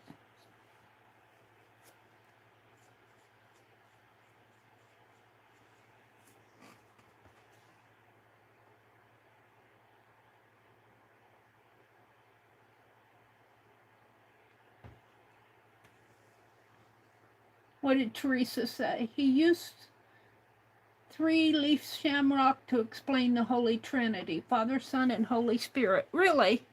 I'm going to outline this all a little bit more. I think I need just a little bit darker pink for some of the shadows. Let's see if I can mix some more color here. That's a white. And let's go in with some red.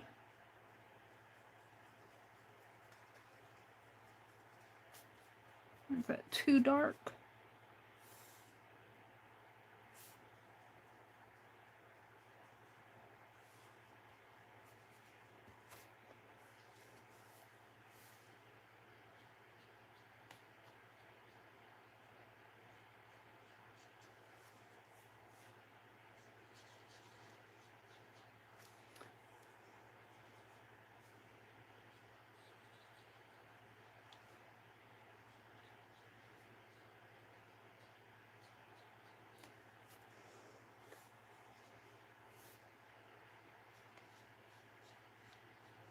And he's not meant to be, this is just meant to be a fun illustration. Now let's give him some kind of rough red lips. Reddish brown. Maybe some of this.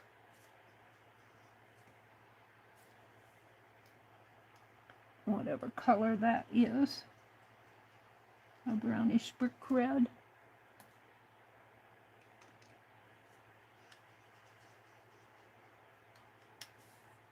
Wasn't really what I was going for. There we go.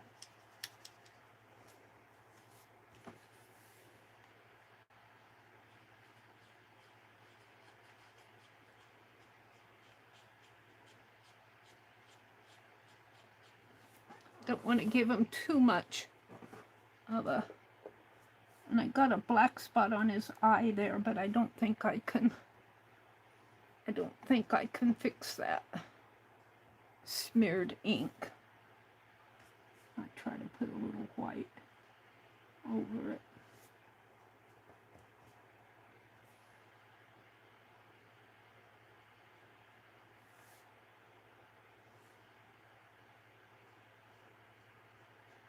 There. It's a little better. If I could get a hold of the pigment there.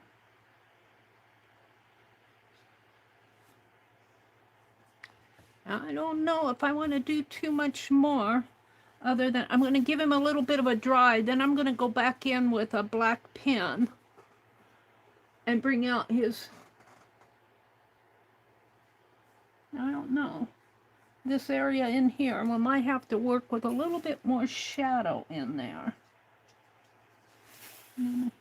Shadow in here.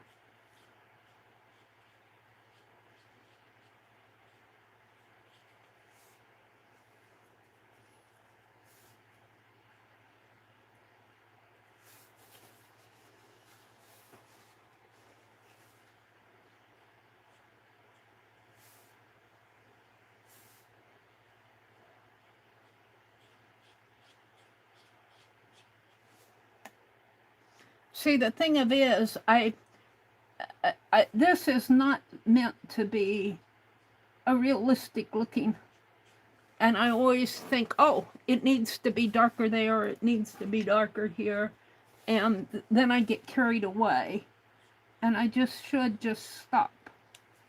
You should just stop, Meri. But what do? I keep going.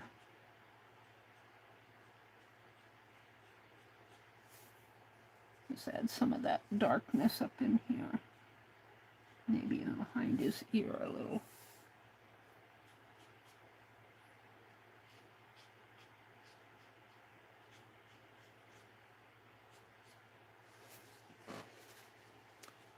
And his hands need to be a little.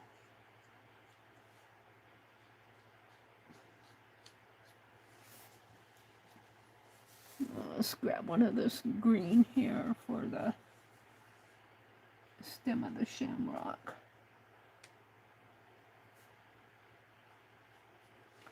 Now, the other thing I wanted to do was give him a background.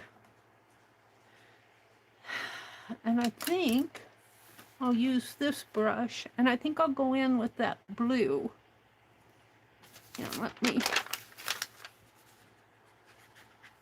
test here. That's too dark. It's a pretty blue, but it isn't the blue that I was hoping for. And this is more of a darker blue, gray blue. I think this is more, well, that's a pretty blue.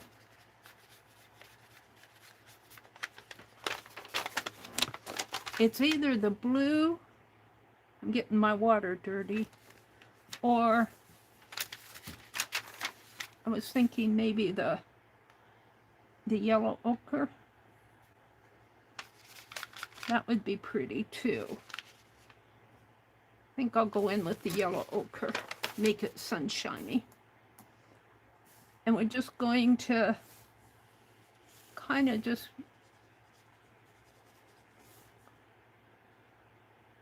do a quickie background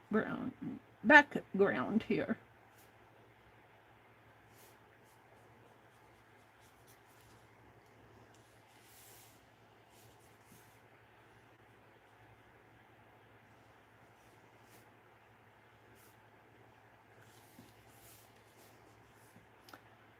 And then I'll go back in with the ink pen and bring out the details a little more.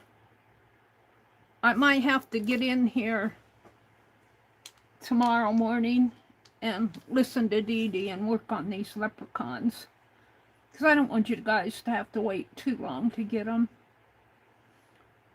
I should have just given away one. I'll learn my lesson one of these days. I'll learn my lesson one of these days, not to think I can do more than I can actually do in a sitting.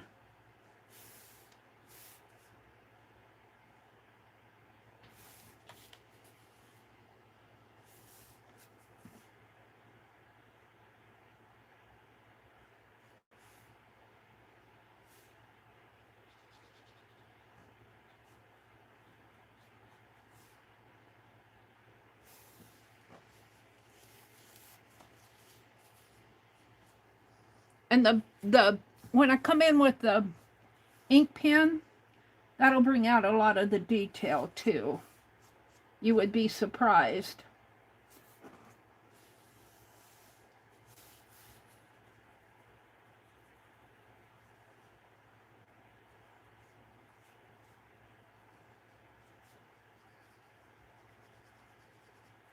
And there are little white spots in here. You'll see little white spots if those of you who get it, if you look at it in detail. But to me, those little white spots add dimension. If it was all one solid color, it would look very tonal because, well, it looks kind of tonal anyway, because I don't add a lot of shading and values and stuff like that. I'm lucky to get this done.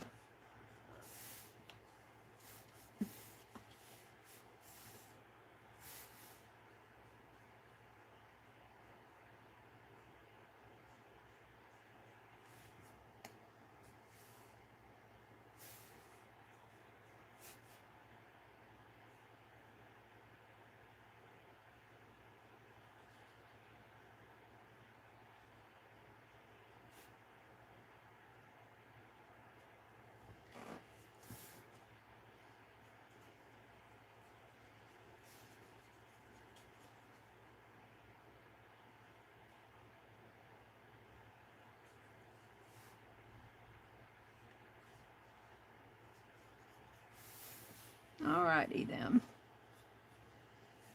Let's go ahead and, when I look in the camera, maybe it's the way I'm looking at it, almost looks like he has a white mask across there. Let me look at it closer. It just, I don't like this area right in there. For some reason, he looks different. He looks different. Maybe if I turn my,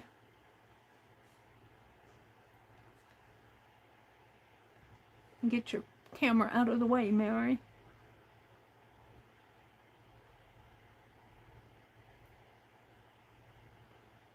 Yeah. When I look at him small, this area almost looks like a white mask. But when I enlarge my picture, I see what I see in real life. But when I look at it this way, let me go back here.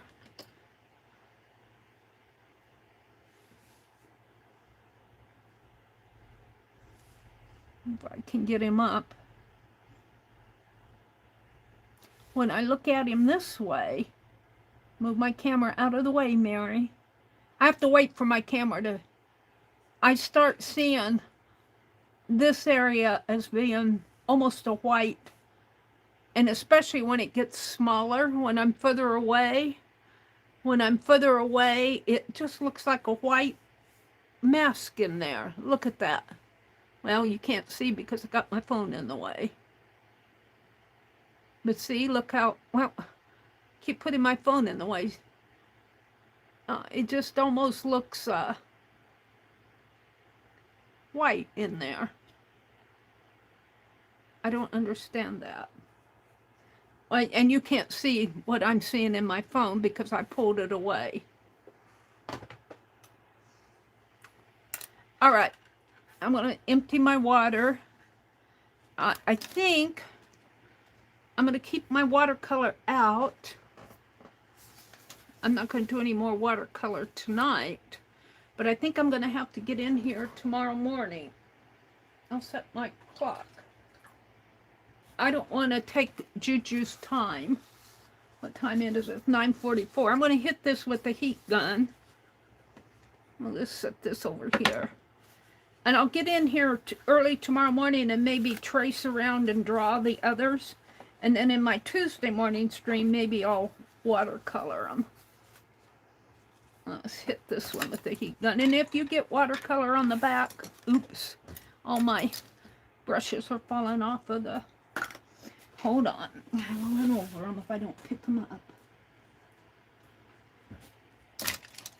Did I get them all? I think I did. Let me get out my heat gun and hit this with the heat gun fast. And then I'll come in with my ink pen and bring it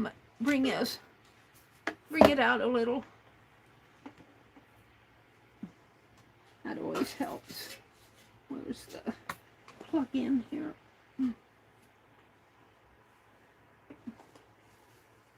Got away from me.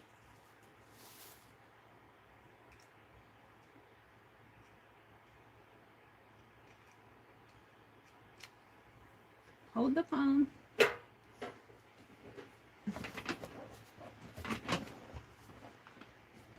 Hold on.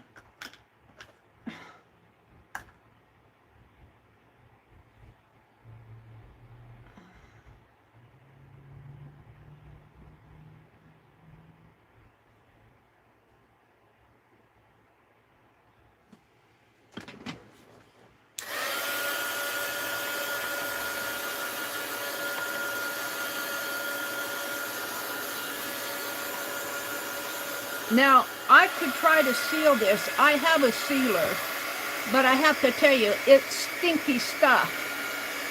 And it smells even after a couple days. So I don't think I'm going to seal it. I think we'll get what you get, and hopefully it'll get to you in good shape.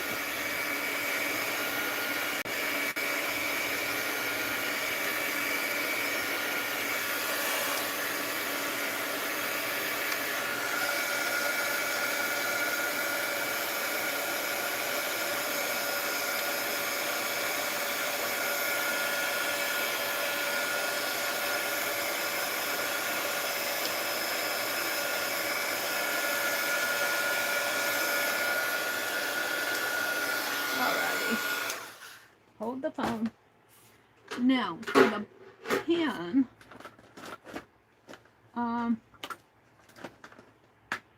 want to be careful what I use. I'm going to test that out too here. Now I'll bring my paper down.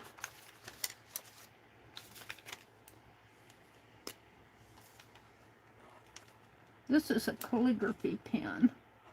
I kind of like it. We'll try that and see what happens, because I can get skinny and dark marks. So we're going to start out over here.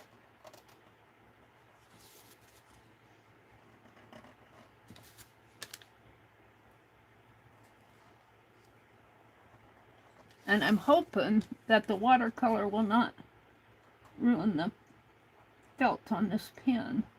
Sometimes they do.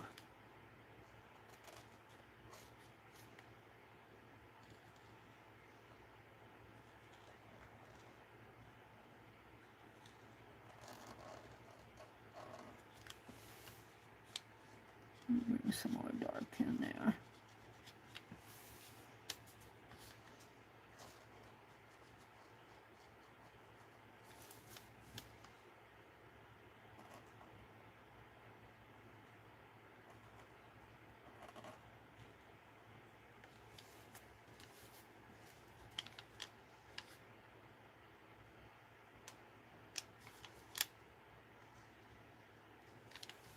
I don't know, I think I'll switch to the Sharpie for in there. A little bit thinner marker.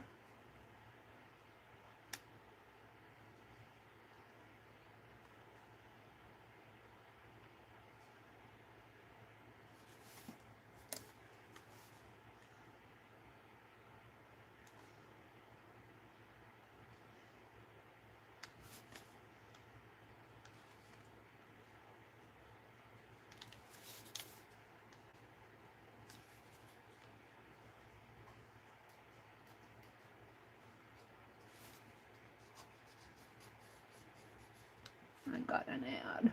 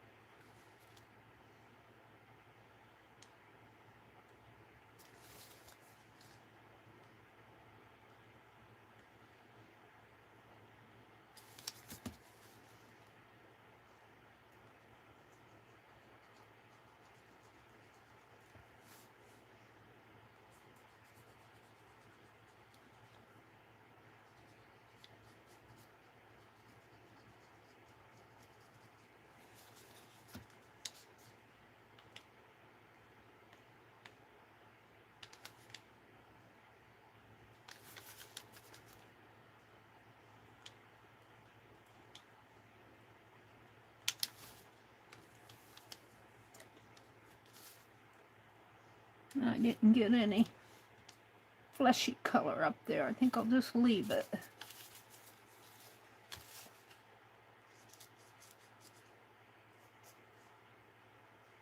For right now, I might go back and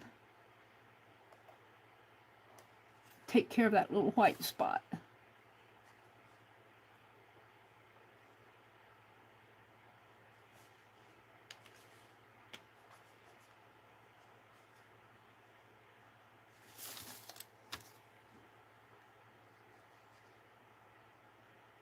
White spots don't bother me too much. Like there's some little white spots in here. But that one kind of bothers me. Maybe I'll just darken it.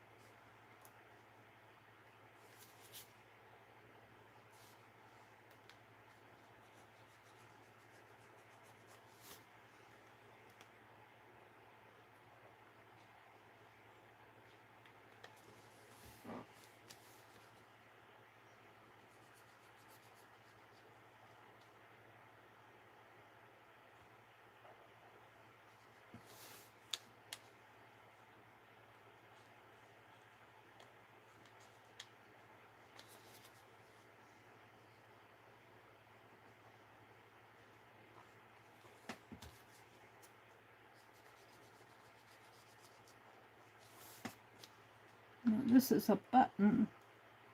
Could have made that a lighter yellow, but I didn't, so maybe on my others I will.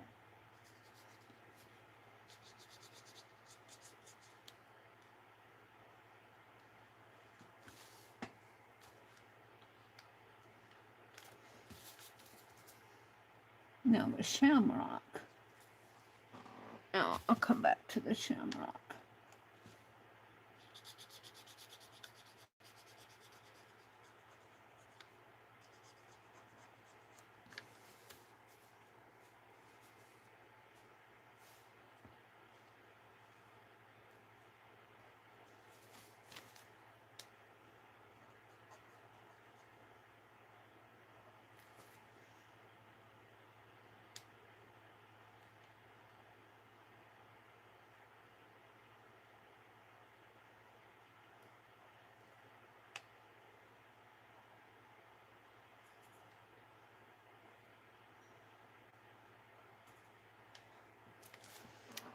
The shamrock I'm going to outline in a heavier pen. Well, let's do this leg.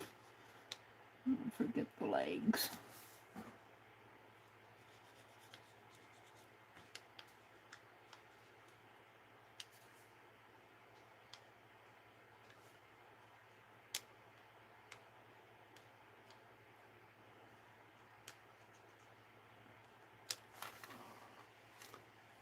I want to do it in a heavier.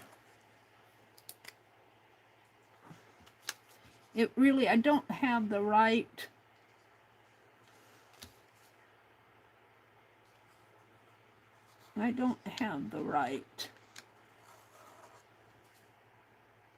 color of green for the shamrock. But there it is.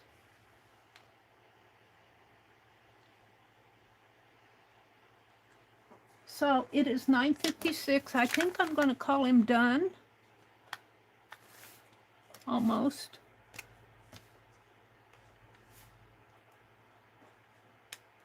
And when I send it, like I said, I'm not going to sign this because I don't feel like he's actually my art. I was inspired by doing him from a book, but he isn't mine, so to speak. He's just my interpretation of the illustration in the book. But I will sign my name up here in handwriting.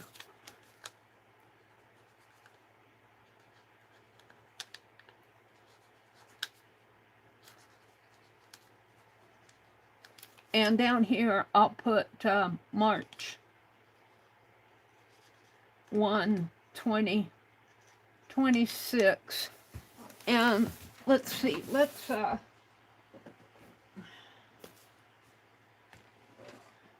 Neil McNamara, illustration by Wayne Anderson.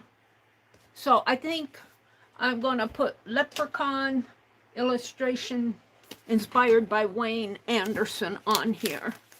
And of course, your address, I will put your address right in here. I'll probably use a label. So, Leprechaun. Spell it right this time.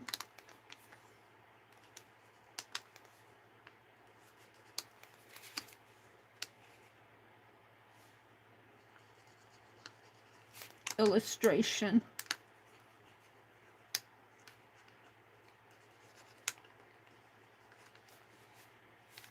Inspired. This way I give credit to Wayne Anderson by Wayne Anderson. And this is permanent ink. And then I'll put the rest of my address here, and your address will go in here. And again, I don't think that I am going to try to seal this because the sealer I have is stinky, and I don't want to send it through the mail stinky. The last thing I'm going to do to this before we leave, grab this paper. I'm going to put a border on it. It needs a border.